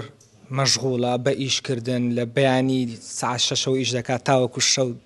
درەنگ مانگی ڕەمەزان تا چەند بۆتە ئەوەی کە مسلمانان زیاتر کات لەگەڵ خێزانەکانیان بەسەر برن بە تایبەتی کوردانی بەریتانیا بڵێن خۆی لە ڕاستیدا خێزان ناوی خۆی بەخۆیەتی هەرکەس ئەگەر هەر ئیشێ بکا لە دەرەوە خێزانەکەی فرامۆشکە پێم وایە لە ئیشەکە شافەشە لە هێنێت چونکە ئەولەویەتی ئێمە بە تایبەت لە قسەکردنمان لە محازەرات و سیمینار و کۆڕ و سیمینارەتەکانمان ئەولەویەتمان بۆ خێزانەکانە قسەکردنمان ڕووی دەممان لەوەیە کە ئینسان ئەبێ ینی سەرەتای هەموو شتێکی لە خێزانەکەی خۆیەوە دەست پێ بکە ئێمە ژووکو تەواوی و کوڕەوەندی کوردی زۆربەی مزگەوتەکانمان گوێی خێزانەکانیشی تێدایە بڵێن هەمجێی خوشکانی تێدایە و هەمجێی منداڵانیش هەیە و هەمجێی پیاوانیش هەیە بۆ نوێشکردن ئەوەی ئەگەر بێت بۆ مزگەوت ئەگەر نەشێت بۆ مزگەوت ئێمە هەمیشە وتومانە ئینسان نابێت خێزانی لە ماڵەوە بەتەنها جێ بێڵێت هەموو ڕسی ڕۆژی ڕەمەزان تەراویح قەیچەکە بە ماوەیەکی لە ماڵەوە بیکات و لەگەڵ مناڵەکانیان بیکە بەڵام وی جێی دڵخۆشیە بۆ ئێمە خێزانەکانی ئێمە زیاتر ڕوو لە مزگەوتەکانن بە منداڵەکانیشەوە بە بڵین خێزانەکانیشیانەوە لەگەڵ ئەوەشدا ئێمە هەموو جارێت تەرکیزمان لەسەر ئەوە بووە لە ناو ئێمەی کووردا سپاس بخوا پتەویەکی باش لە ناو خێزانەکانە هەیە و یەک ریزیەکی باش هەیە و ڕەمەزانیش بوو بەهۆی ئەوەی کە عەلاقەیەکی ئیجتیماعی زۆر لە بینی خێزانەکانە دروست بێت و وازیاتر یەکتر بینین و جارێکی تر ئەوسی لە ڕەحمەی کە هەیە لە بینی خۆمانە لە ناو مزگەوتەکانە نوێی بکەینەوە بۆ چواردۆری خۆمانەوە بە خۆشمان زۆر سپاس مامۆستا زۆر سپاس کاتێ بێمت بەخشی بەڵێ ژوان ئەوە کاک مونیر محەممەدە تەمەنی پێم وابێت 13 ساڵە دەتوانین بڵێن بچووکترین پێشنوێژی مزگەوتەکانی بەریتانیایە لە ڕۆژ یەکەمەوە پێشنوێژی کردووە و دەمەوێت قسەی زیاتری لەگەڵ بکەم ژوانەوە خۆیشی جلی کوردی لە بەردایە ئەو دەبواە لە ستۆدیۆ لەگەڵ تۆ و هەندرێن دابنیشێت بەڕاستی دەبتوان بڵێ مامۆستام کاتە باش پێم وە بێت تۆ 12 جزئی قورآانی پیرۆزت لەبەر کردووە چۆن توانیت 12 جزئی قورآانی پیرۆز لەبەر بکەیت ئایا لە مزگەوت یان لە ماڵەوە چۆن بوو بابم لە ماڵی فێرم کرد بوو عربی منی فێر کردووە دوای چووم سەر قورآن بابشم مامۆستای لێرانە خۆتبەی دەدا خۆتبەی جومعی دەدا و تاران هەندێک جا لە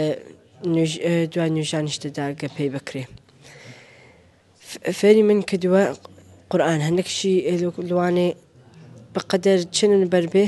هەندێکی تەفسیر بە منی گوت بێ باش بینیم تۆ لێرە جلی کوردی لەبەر کردووە یعنی زۆر جا دەبینین پێش نوێژەکان هەم لە کوردستانیش جلی کوردی لەبەر دەکەن بۆ تۆ تا چەند گرنگە چەند دڵخۆشی کە لە بەریتانیا لە ناو مزگەوت جلی کوردی لەبەر دەکەی و بە جلی کوردیەوە پێشنوێژی بۆ مسلمانان دەکەی جلی کوردی لەبەر دەکەم نەبووی یەک خوای گەورە دەڵێ بە جلی باشەوە بینە مزگەوتێ بە جلی پاک و جوان بۆ جلکە کە وەکو دەرەجە من یەکە لە ناو جلکەکاندا دوم وەکو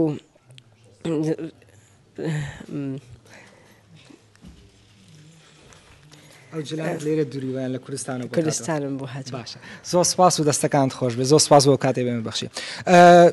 ژوان هەندێن وەک بینیتان ینی ڕاستی لێرە چاڵاکیەکان بەردەوا من بەس لەبەرەوەی سپیکەرەکان یاخود با بڵێن بڵندگۆیەکان لێرە دەنگیان بەرز بوو نەمان دەتوانی لایف بکەین هەر بۆیە بە سوپاسەوە لەبەر ئێمە چاڵاکیەکانی خۆیان ڕاگرتووە و زۆر سپاس بۆ ئێوەش وای خودش تەڕۆزی بە هەبی یاخوا ڕێزڵەوێت تایبەت بۆ هەردووان مامۆستایت عزیزیش دەخڵ خودێ تەمەنێوانەوە درێژ کرد و تەندروستیەوەەوە باش بەتیشڵۆ خودێ خێراوە بنووسێت گەلە سوپاس مامۆستا ئەم دیسە بینێت ناف بابەتێ خوددا و ئاشتەوەی لێبوردەیی باڵاشە تا بەحسی هەندێک کرد ئەگەر ما یعنی گازنداخو یانجی مشکیلاخو پرزگرێکاخو نەلێبوردەیە خو برە بارەگەیە خودێ گەلە مازنە بێجا خودێ مازنیۆیە خو دەکەفتەت ناوبینە هەردوو عەبدادا ئەvێ زوڵم لێ هاتێکردن ئەvێ مەزلوم یعنی ئەvێ مەزلوم ئەvێ زوڵم کردی هەکەل وێری عەفو کرد تا بەحث کرد بە حەشتەکە و دێنیشادت هەردوو پێک بە دەستێتە کۆ بگرن بچنە بە حەشتێ و هەکە ئەیکیل سەر عەردی برای خو عەفو کرد چۆیە جەزائیوی یعنی پاداشتیوی چۆیە پاداشتی ئەوە ئێمە ئەو بابەتی کەوا باسی قیامەتمان کە باسی ئەوەی مەزیسەکەی خوامان کرد بۆ سوڵە بەعزە مەسائلێکی لەم دنیای حەل ناکری ئینسان بەعزە مەسائلێکەیە من چوومەتە ناو سوڵحەوە ئەو کەسە ئەوەندە دڵی ئێشاوە دڵی چاک نابێ بەدەست ئینسان پارچەیە گۆشتەوە نییە بۆیە ئەیڵم من ئەمێ بی بە مەلای خوا ئەوە مشکلەیە ئینسان ئەگەر عریزەکەی بردە لای خوا و ئوفەویض ئەمری إلى الله من هەموو جار بەوانە دەڵێم کە دوێنێکە لە نوێژی تەراویح ئینسانێک کات بەلام پرسیاری کردوتی مامۆستا شەو لەیلەتول قەدر بوو وتی یا شێخ وەڵی من مشکلێکی وامە و ئەمەوێت تۆڵەوە وتم کاکە لێی خۆشەبی لێ ئەبووری وتی وەڵی ئەوەندە عەزیێت میداوە ئەوەندە عەزیێت میداوە ناتوان نەخەوم هەیە ئەوەندە ئازار میداوە قەت تەسەوڕ ناکەم لێی خۆش بوو دەوتم با بە خۆت تەسلیم بەخواکە والله خوای گەورە کە ئەنتیقامی بۆت سان ئەگەر کەسەکە مستحق بوو لە خۆت جوانتر بۆ یەسەنێ ئینسانی وا هەیە تەجروبەی ژیانی هەیە مشکلەکەی خۆی تەسلیم بەخوا کردووە هیچی لە سەڵات نەبووە والله سوێندی خواردووە و تێری وتمە خوایە گیان بەسە والله دڵم ئاوی خواردوێتەوە بەس ئەو کەسێک کە ئەوەندە زوڵمی لە من کردووە بەسە ئیتر زگم پێی دەستوێ خوا ئاگادارە کەسێکی زوڵم لە من بکایە لە کەسێ بکە ئەگە من دەسەڵاتم نەبێ ئەسڵەن باکی بە دڵی منانایە یاخود ئەسڵەن پێویستی بە لێبوردنی من نییە بەڵام خوایەکەیە ئیلە لە دنیاە سزای دەدا ئەجر و پاداشتی ئەو کەسانەی کەوا لە دنیاە عەفوی ئەو کەسانە دەکەن منزیلەتی ئەو کەسانە دەکەن خوای گەورە بەهەشتیان پێ دەدا بۆ خوای گەورە نمونەیەکی تر دەگەڕمەوەی چێ لە کەسە پیا چاکەکان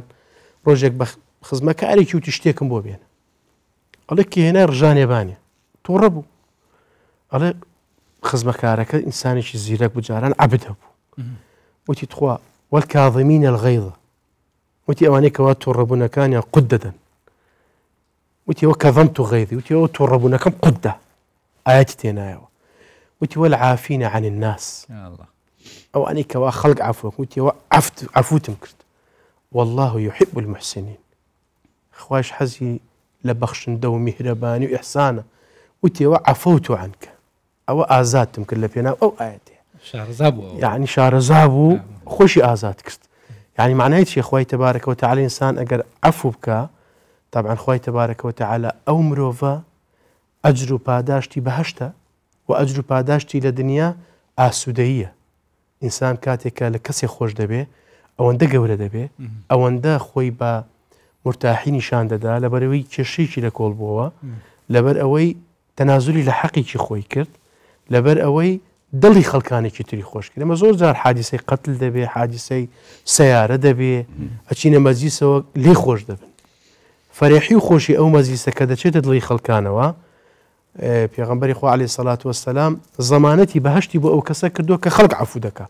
بەڵام ئەو عەفوەی کە ئیسلاحی لە دوای کە ئیسلاحی لە دوایە فمن عەفا وأصلح بابەتی باسی بابەتێکت کرد کە مەسەلەن زۆر سەرنجڕاکێش بوو کە مەسەلەن هەموو کەسێک عەفو ناکری یاخود هەندێک مۆزوع هەیە هەندە قەزیە هەیە لە بارەگەی خوایەک لا دەبێتەوە لێرەیەک لا نابێتەوە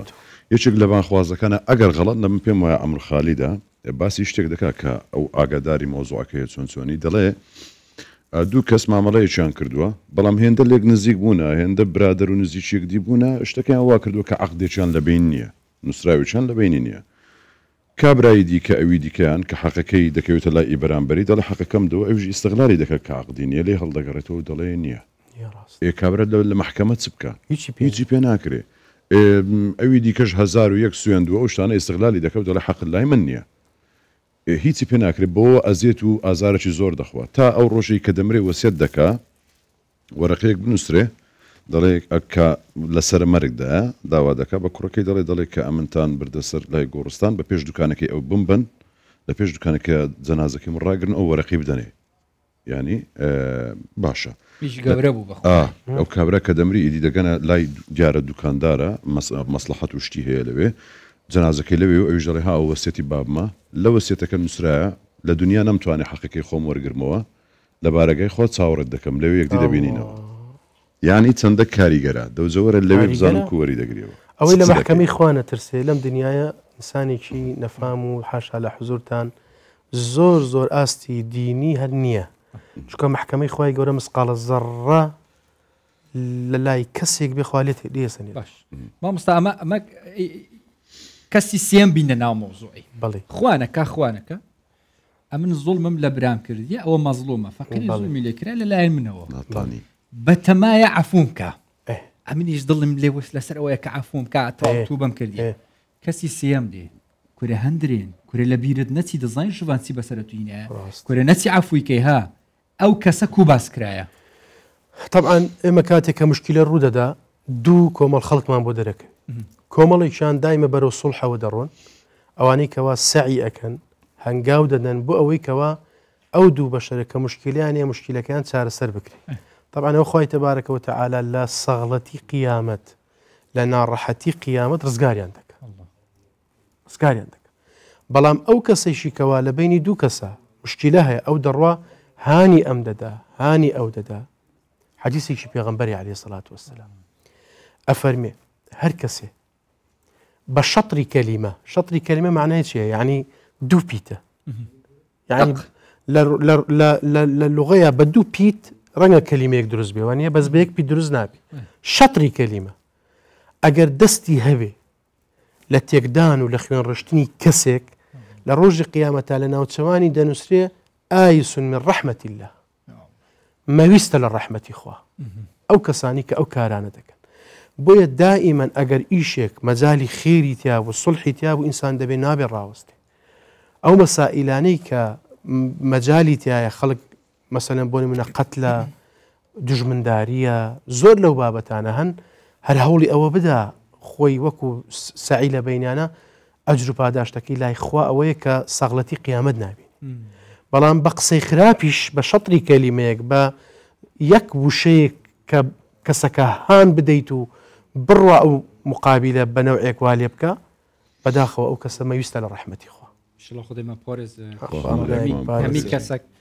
یه دەستەی خێرێ بێ ئەوخفتنا خێرێ بێ پێکینانی لێ بوردەیە بێت خودی خێرا گەلک مەمنون بوو زۆر خۆشحاڵ بووم خۆشحاڵ بووم زۆر داوای لێبوردنەکەم من قورئانم بۆتان دانابوو بە دیاری قورئانی جوان لە وەزارە بەس نمهێنا لەگەڵ خۆمە ئەوە قەرز بێ پشتی جەژنێ قەهوە کۆمەژی چای کۆمەژی زۆر گەورە دەبێت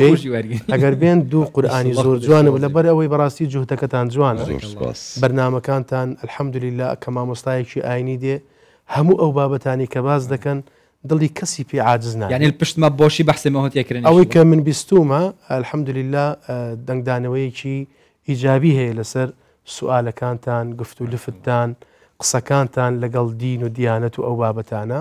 و من لەبەر ئەوە یعنی قورئانم بەشتێکی زۆر یعنی دیارێکی زۆر بێوێنەیە ئینشاءڵڵا دوو نسخەی زۆر جوانە بۆتان داناوە تایبەتە داوای لێبوردنەکەم نەمهێنا لەگەڵ ئینشاءڵڵا ئەگەر بە لیقایەک بکەین ئەوە دوو دایریتان لای من هەیە ئینشاءڵڵا خودی حەز کرد ئەم دێت ئینشاءڵڵا خزمەت لە منەوە دێنە خزمەت و ئینشاءڵڵاوی ژڤان گوتنی چایە قاوەچی دەخۆین و وەرە بۆ نێکینە دەروێشانەیەکی شتێ قەیچێکە نانێکی پێکەوە دەخۆین با نانی مەلاژ بخۆن گەلە گەلە خۆشحاڵ بین خودی خێرا عزیزی پرسیارێکتان هەبوو جەماعەتەوە چ بوو ئەوە گوتی چی؟ بالضبط موضوعك مهماتك وري والله ايه بس وكم منسق لبيني هولير وبغدا بتايبت بو بينيني مان بەڵێ ئایا جەژن نییە کە سبەینە دووز بی بەڵێ ئیشەکە چوونە پلانەکە چوونە ئیشەکە ئێمە لە زنێکی باڵای بینینی مانگمان هەیە لە وەزارەت کەسانی پسپۆر و کەسانێکن کە بەرپرسیارن لەو کارە لە هەموو شارەکانی هەرێمی کوردستانیش لیجانی لاوەچیمان هەیە بۆ چاودێریکردن ئەو بابەتە بە هیچ شێوەیەک دیار نابێت کەس ناتوانانی هیچ قسەیەکی تیا بکە حتاکو و دوای مەغریبی سبەینی هەر قسەیەک بوترێ هەر قسەیەک باز بکرێ دوورە لەو ڕاستی کەوا خەڵک دەوێت قسە دەکرێت دەرێ واللهی بە دوو سعودیای کەتینە سعودیا برێ ئەوە کرا ئەزانی ئێمە مشکلەکەمان چییە ئێمە خەڵکی ئێمە ئەبێ ئەوە لەوە بزانن ئەو خەتەی کە لە سعودیاوە دێ بۆ عێراق و بۆ دووەلی خەلیج و ئەوانە هەمان خەتین یعنی ئێمە ناتوانین کە لە سعودیا مانگ بینرا ئێمە لە کوردستان بڵێن هیچمان نەبینی خەتەکەمان یەک خەتە لە ڕووی جوگرافی ڕووی جوگرافی و خەتمان لەگەڵ مسران نییە خەتمان لەگەڵ مەغریبی عەرەبیان نییە ئەوە بابەتی فەلەکیە ئێمە ناکەوینە دوای کەس ئێمە بۆ معلوماتی بەر ئەو هاونیشتیمانیانە حەزەکەم بزان ئێمە زۆر جار بە پێ ئەو بەڵگانی کە لە بەردەستمان بووە پێش ئەو وڵاتانیش ئیعلانمان کردووە چونکە سیستەمی وڵاتی سعودیا بەس بۆ محکەمەی عولیای شەرعی هەیە بەیاننامە دەربکە بۆ وڵاتی مەسر داری ئیفتای مەسری هەیە کە ئیعلانەکە بۆ عێراق دیوانی وەقفی سنی ئیعلان دەکا بۆ برایانی شیعە مەرجەعیاتەکان ئیعلان دەکەن وەزارەتی ئێمە زۆرجار کەوتوتە پێشی زۆر ئەو شوێنانە کە بەڵگەمان هەبووە بەڵام کاتێکیش کە ئێمە خوێنینەوەمان بۆ ئەو بەڵگانی کە لەو وڵاتانەوە دێنە بەردەستمان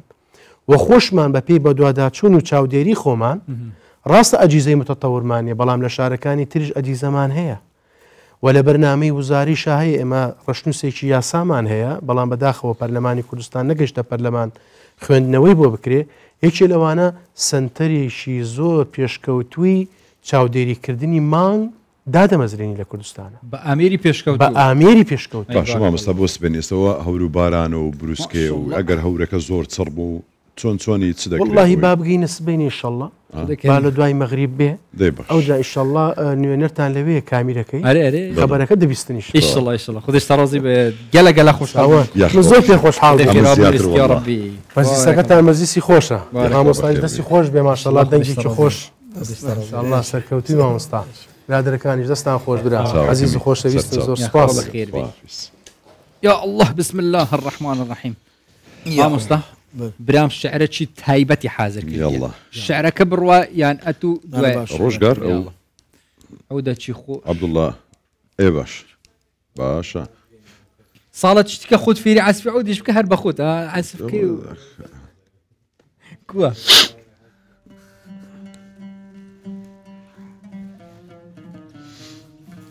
باش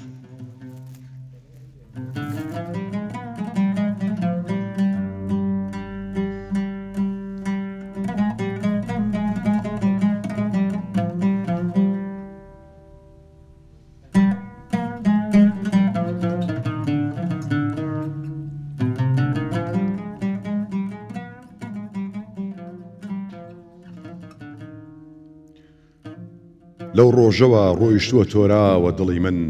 هەرچەند دەگەڕێم بێسەر و شوێن ماوە دڵی من ئاخۆ بە چ شاخێکەوە گیرساوە دڵی من یاخۆ بە چ داخێکەوە سوتاوە دڵی من ئەو هەمدەمی غەمخوار و نەدی منە یاڕەب ئەو مەحرەمی ئەسرار و قەدیمی منە یاڕەب ئەو گەوهەری شەهوار و یەتیمی منە یاڕەب کەوتۆتە چ بەحرێکەوە خنکاوە دڵی من مەجنونی دووگی سوئیچ لەیلایەکە ئاخۆ یا وامقی جادویی چ عەزرایەکە ئاخۆ دێوانەی ئاهویی چ سەحرایەکە ئاخۆ کام چهرە پەری دیوە کە ترساوە دڵی من ئەتلێتەوە گاهێ بە خەیاڵی خەت و خاڵی ئەخولێتەوە گاهێ بە چرای شەوقی جەماڵی نازانی ئەگەر چۆنە بەدەست دەردەوە حاڵی وەک پوش و پەلاشێکە بەدەم باوە دڵی من لەو چۆڵ و بیابانە ئەبێ یاوەری چێ بێ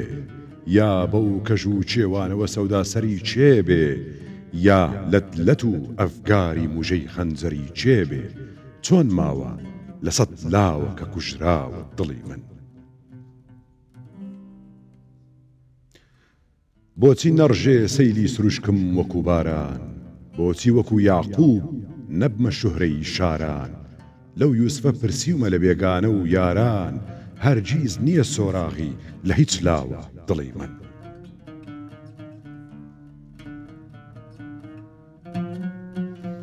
بۆ خۆی بگریم یا نەفەسی پەردەدڕاوی یا بۆ جگەری کونکون و سەد پارە کراوی چی کردووە یا ڕەب کە خەو خواردن و ئاوی دایم غەم و بێداری و خوێناوە دڵی من چ بکەم چ بڵێم بۆ دڵەکەم کاریە دەردم شاهدی منن مووی سپی و چهرەیی زەردم خۆڕایی نییە ناڵەی گەرم و دەمی سەردم هەڵبەت بە بەڵایەکەوە ئاڵاوە دڵی من ئەو سینە لە غەش خاڵیە ئەو بێڕق و کینە ئەو خادمی شەرعی نەبەوی و میلەت و دینە معلوم چووە بۆ خزمەتی سالاری مەدینە وامزانی کە فەوتاوە نەفەوتاوە دڵی من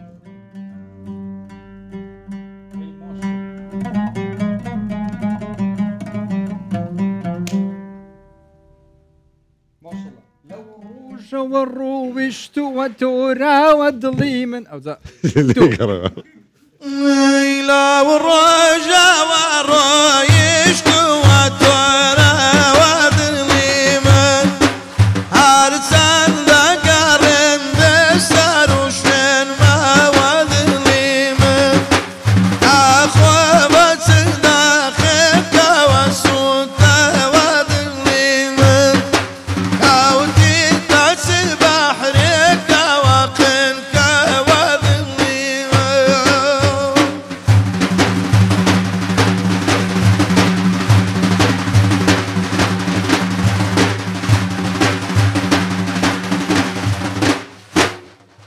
بۆچی نەڕێژم سایلی سروشکم وەکو باران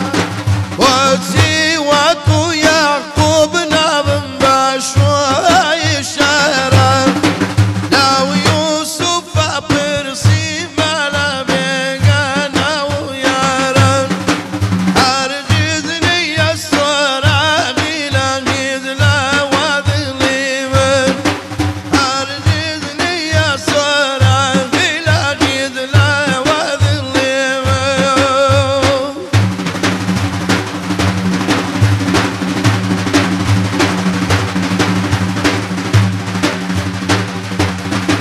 قوربانی کەسێکم کە بە قوربانی نەبیبێ ئەگبالدا غوڵامی دەرگای شاهی عەرەبی بێ شاهی عەرەبی یەعنی قوڕایشی نەسەبی بێ هەرگی بەد و ئەبرۆی کەوە چیندراوە دڵی من هەرگی بەد و ئەبرۆی کەوە چیندراوە دڵی من ئەی ماشەڵڵا ئەی بارەکە الله فیک وەیشڵڵا خودش ڕازی بێت بەڕاستی ئەو شاعیرە نازام ینی تازە جەنابەت کە دەتخویندەوە بە حەقەت یعنی نازام ینی ئەو ئینسانە ینی ڕووچوونەک ڕووچووە لەو خۆشەویستی زۆر بە جوانی چوتە ناو تەفاسیلاتە مەحوی ینی بەڕاستی بێخود بێخودە بێخودە بێخود بێجارێ ئەس تەحەدیەکێت نۆ بینەوە هەر سێکۆدا بکەم دەی بە دەفژەنین مامۆستا ئەویش دیشڵا لەگەریان بەس ئەوە ماکی مامۆستا دەشتی ئەوە بوو دەف وەنیە بەس دەف مامۆستا ئەحمەد دەست پێ دەکا مامۆستا حوسام مامۆستا ڕێبوار مامۆستا دەشتی تاک تاک بیتن ئەوی تکا لێک وەردەگرنەوە لێدا ڕادەوەستی یەکسەر لێ وەردەگرتەوە دی شتێکی تایبەت بەیەک دەفیان هەر کەس و دەفی خۆی هەر یەکە و دەفی خۆی بەس لێک وەردەگرنەوە دەفی خۆتی دیاڵە دوای ئەوا مستەوەی دوایگەر تێ توش بەشدار باش هەتیش ئاخیت لیان وەرگرەوە يلا مامۆستا ئەحمەد بلۆ دەست پێ بکەیت یاڵا آخر عفو ئەگەر دەرێتن با مایکی لە بۆ دابنێ نا دوای بکە ئەو تەواو بوو ئەو جا یەک یاڵا هەر کەسە لۆ خۆی ئەسپی خۆی تاودا بالضبط بەتەنێ ها بەتەنێ ئەنگودانێن با بەس ئەو جارێت و ئاسفەک ماڵ بکە هەر کەسە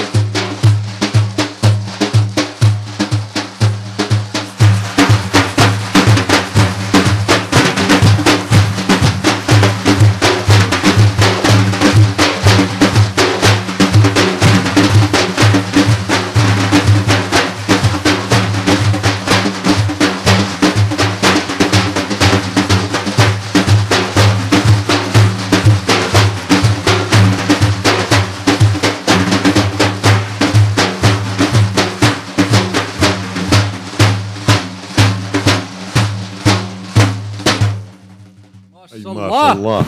اي ما شاء الله وهالشيء والله دستت وتخرج يا اخوات ما شاء الله طبعا هريك بتكنيكات طيبات وبدست تبليت طيبات وكي ابراهيم قلتي هريك وحسب خو بجبلا ما شاء الله داف دنگشي هي دس زور يكسر الناو الروح راس لو داير يكسر تبدس ناكلهم ما مستاهل من زارنا والله كان زور باش بو بتاني مره نعطيك ودري نابي بتاني لكن ما مصري باري نعم لكن ما مصري باري بتاني يلا لكن ما مصري باري دزاين سليم قرب ها روجك دي روجك يا مخوای او كرجن زي بين الله يلي او يلي بعد عنده كاتك شتك دكم يعني او هاك فعلا توبم من ئێستا لەوانێ هەم پێ باش بێ کە نەبمە تۆپ شتێکی ئەوها جوان بجا کاڤێجارێ مایکا مامۆستای بینن بێجارێ سرود بەت گەل جەماعەتی بدەفاخۆ کاکیش کاکەن لەگەرمان بە چیان سرود بۆ کاک لە خزم مەولودی مامۆستا ئەرێ مامۆستا بەری هەتینخۆ حاضر کرد بنامایکێژی بینێت بەرنامەی جەژنان ئەتو چۆنە چون تێدە پەڕی وەرەوە ئێشتا ئەگەر تأكيد بۆ بەرنامەی جەژن هەر بەخۆی جەژن ینی ناوەکەی لە خۆت مانای فەڕەحی و خۆشی بە سوپارەکە معلومی زەنابتانە هە لێرەم کردی ساڵە هەر بەڕاستی خۆش بوو بەڕاستی جوان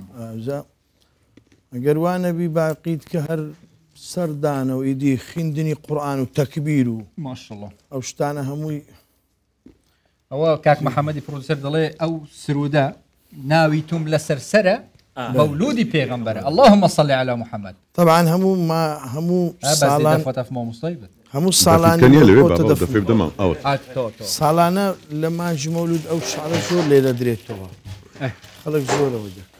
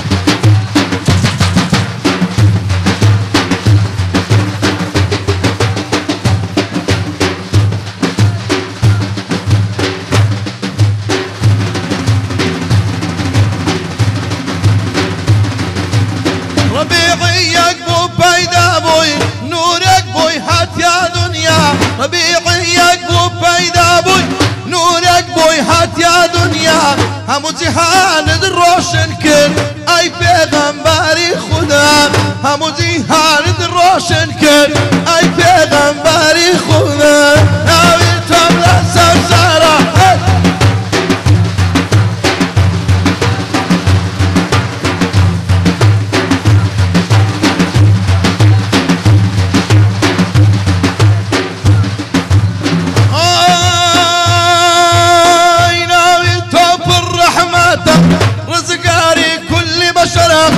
قربان ذبن پیغمبر حبیتم تاج سرم قربان ذبن پیغمبر حبیتم تاج سرم حبیتم نصر سرم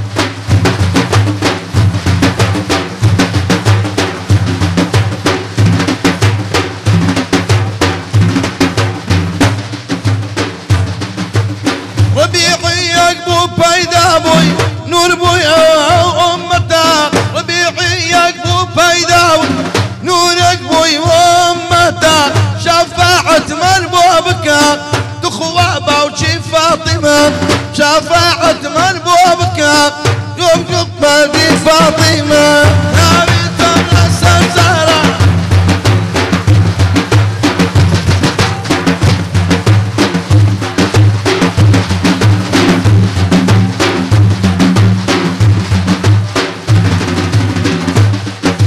ويرق شيرين ملبارسي امرك امايل ذنيا امرك الوتف ذنيا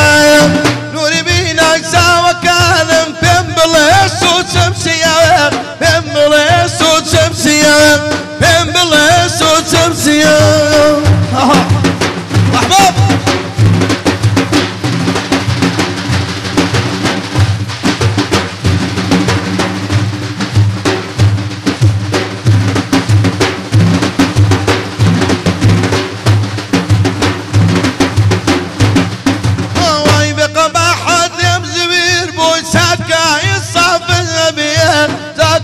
يصاف النبيين اكو مرد من محاله روين بلا وقبيان روين بلا وقبيان روين بلا وقبيان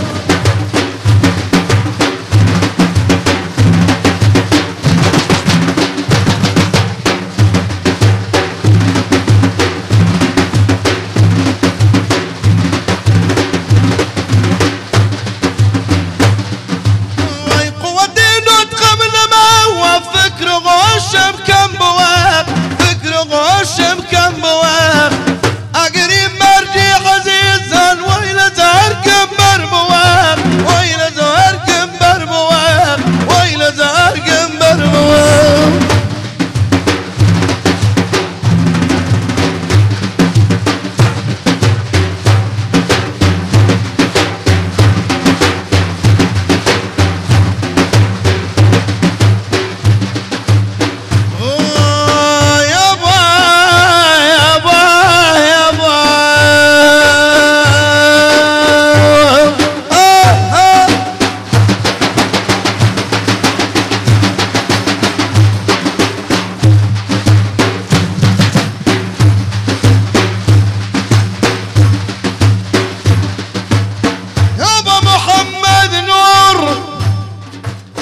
دلالي والعيون ومن جود البحر إكرام يا يابا يا يابا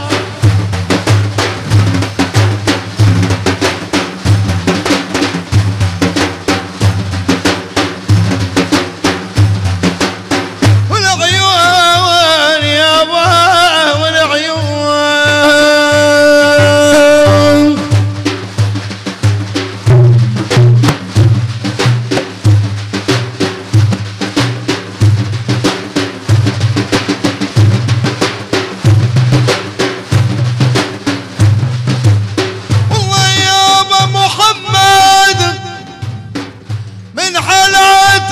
اسمك آمنا آمنا وحرف الميم والمصحف يا رسول الله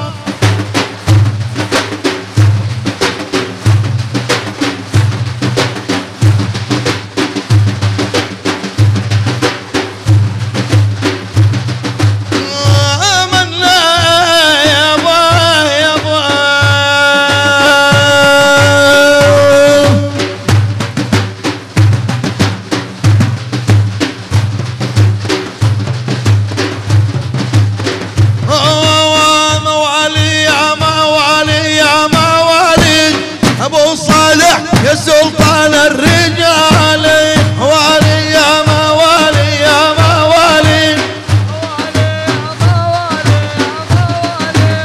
ابو صالح يا سلطان الرجال سقاني الحب كاسات الوصال سقاني الحب كاسات الوصال قلت لخمرتي نحوي تعالي والي يا موالي يا موالي ابو صالح يا سلطان الرجال وهيموا واشربوا وانتم جنودي وهيموا واشربوا وانتم جنودي وساقي القوى بالوادي ملالية والي يا موالي يا موالي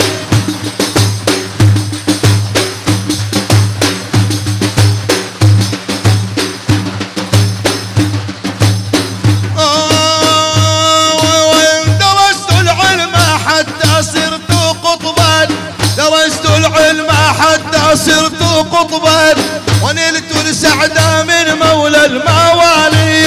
موالي يا موالي يا موالي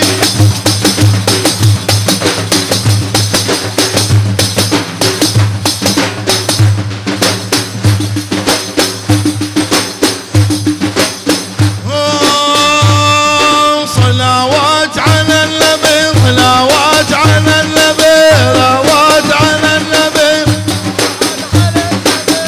أواج نور النبي صلوات على النبي صلوات على النبي صلوات صلوات يا أبو القاسم صلوات على النبي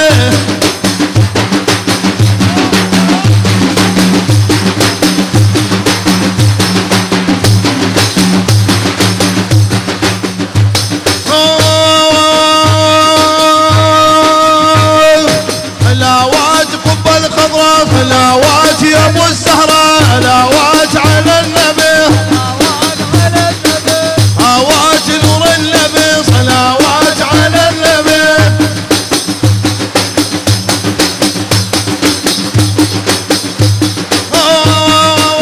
سارنا سارنا يا ابو ابراهيم سارنا سارنا يا ابو ابراهيم سارنا يا ابو القاسم سارنا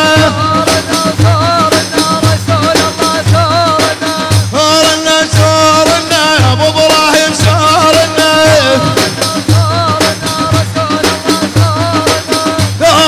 سارنا شيخ عبد الكريم سارنا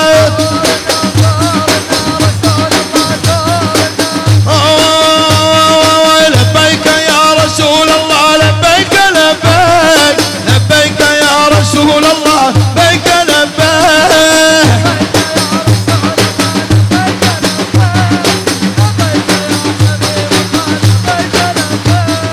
لبيك يا رسول الله لبيك لبيك لبيك يا حبيب الله لبيك لبيك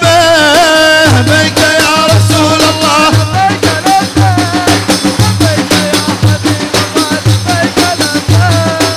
ديرون شي يساوم لبيك لبيك نوري ترى وشنو جوانا لبيك لبيك لبيك يا رسول الله لبيك يا حبيب الله لبيك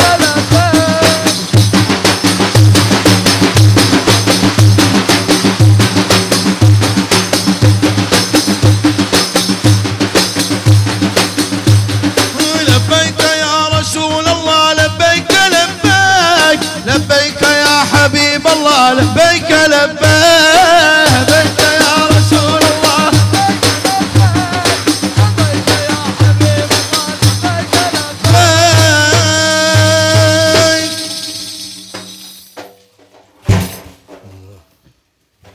ما شاء الله كاك جوان بخير بيوا اي ما شاء الله بردام ما ديني كاك جوان بردام اخوان خير تام بالنسبه والله كاك اندرين ما عندي بو والله عليه ويا كم زهره دفي لبدا اخ دزايك وقسكي بيشوي كباسي كرد كدف لقري تكرد بي اقاد لو وقت وحركه ودموتاوت وهيش شك ناميني بس دبيشان وملو انا دست باخوي برام كو وزعت والله باش سياسة كالوري ستان يا تاس سياسة ستان بجري او عرقي وحركه او حركه بس الرياضه شدتي او هو شي دمبلاص نازان والله باذناتي واخير تام بالنسبه مريوان درينيا بالرياضي ما عنديبوني ما مستدشتها بدوب بس بدفو ما شاء الله ما شاء الله الحمد لله انسان الله خذ خير بنويست يا ربي ما مستا خوش بالله جان ام دي هدي خاطر خوزين بس با فيتو سرودا كي هل بجيري يعني تقريبا ببدا السرودا دوما هيك چونكي رنگ الصباحي برنامه نبت مانه خود زانت مانه بله ویجا هک الصباحي هبي خود هست که دی برنامه ام جده اینو دی برنامه پیشکش کنه اگر نبت دی بتا السرودا دوما هيك لايكاك محمد لا بيش بيمنا برنامج طلبي او كرت ربي بنيره ودباب سينما مدينه قلتي ربي بنيره وقت كما هردو شي بيكو ميكس هردو شي دمز دك والله هردو قدام كلام دي فتره وخازين يودي بو برزان اگر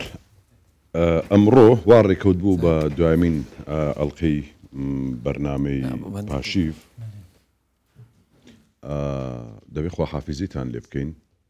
زۆر خۆشحاڵ بین کە ئەم چەند شەوە بە درێژایی مانجی ڕەمەزان لە خزمەت ئێوەی خۆشەویست بووین هەموو ئەو ستافە وە پشتی کامێرا هەر هەمووان سپاس بۆ چەندەمین جار ینی کە من بە ملیۆنان بینەرمان هەبووە لە سوۆسیال میدیا جگەل لە شاشەکان لە سەرجەم پلاتفۆرمەکان ینی سپاسان دەکەین بۆ هەموو ڕاو و پێشنیار و پرسیار و ئێوە بەشدار بوون لەگەڵمان لە هەڵبژارنی تەوەرەکان لە هەموو ئەوانە هەروە سپاس بۆ تیمی ئەم بەرنمەیە هەر هەمووی لە کامێرەمان و هەروەڵە زۆر زۆر سەباس هەر هەمووان یعنی نە بەرنامەی بمەڤە واڵسن شڕۆ خودی خێرەوە هەمیەوە بنوێست ئەو ئەحمەد فەقیرە هەیە لەی کەتیەوە لە ئێستاوە برایشڵۆ دەستی تو هەمیات خۆش بن وڵی هەمومان وێ نەگە هەموو هەمی تەلەڤزیۆن هەمیش شڵۆ خودی خێرامی خۆش بن خودی خێراواژی هەمیەوە بنوێستەوێت کوین وەرگێت بەرنامەی بینە سپاس بۆ هەمووانەکانیش سپاسیەکە تایبەت بۆ هەمی میێوان ئەوێت گەلمەدۆ بینە ئامۆژگاریان خۆ هەمژی بیر ئینانەوان بابەت زانیاریەکانیان یعنی گوتین و پرسیارژێکینوانە بەرسدانی شڵە خودش هەمی ڕۆزی بێت و دعا بکەن و ئیشڵا خودێ ڕەمەزان و ڕۆژی و نوێژ و تاعەتی هەمی بسڵمانە قبیل بکەن تقبل الله منا ومنكم صالح الأعمال ئەگەر سبێنێژ هەبوو ئەوە سبێنێژ دەین خزمەتواکینەکە سلام عليكم منازاتكن لكم ورحمة الله خواتان لكم وبركاته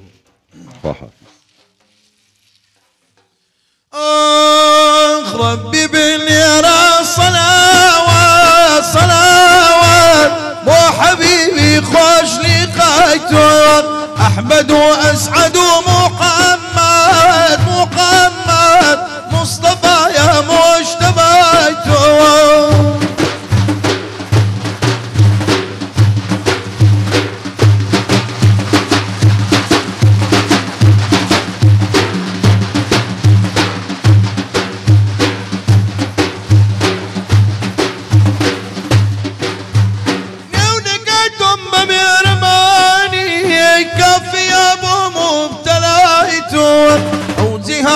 يا ظلماتا ظلماتا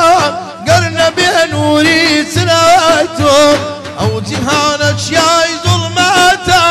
ظلماتا قرنا بنوري سرايتو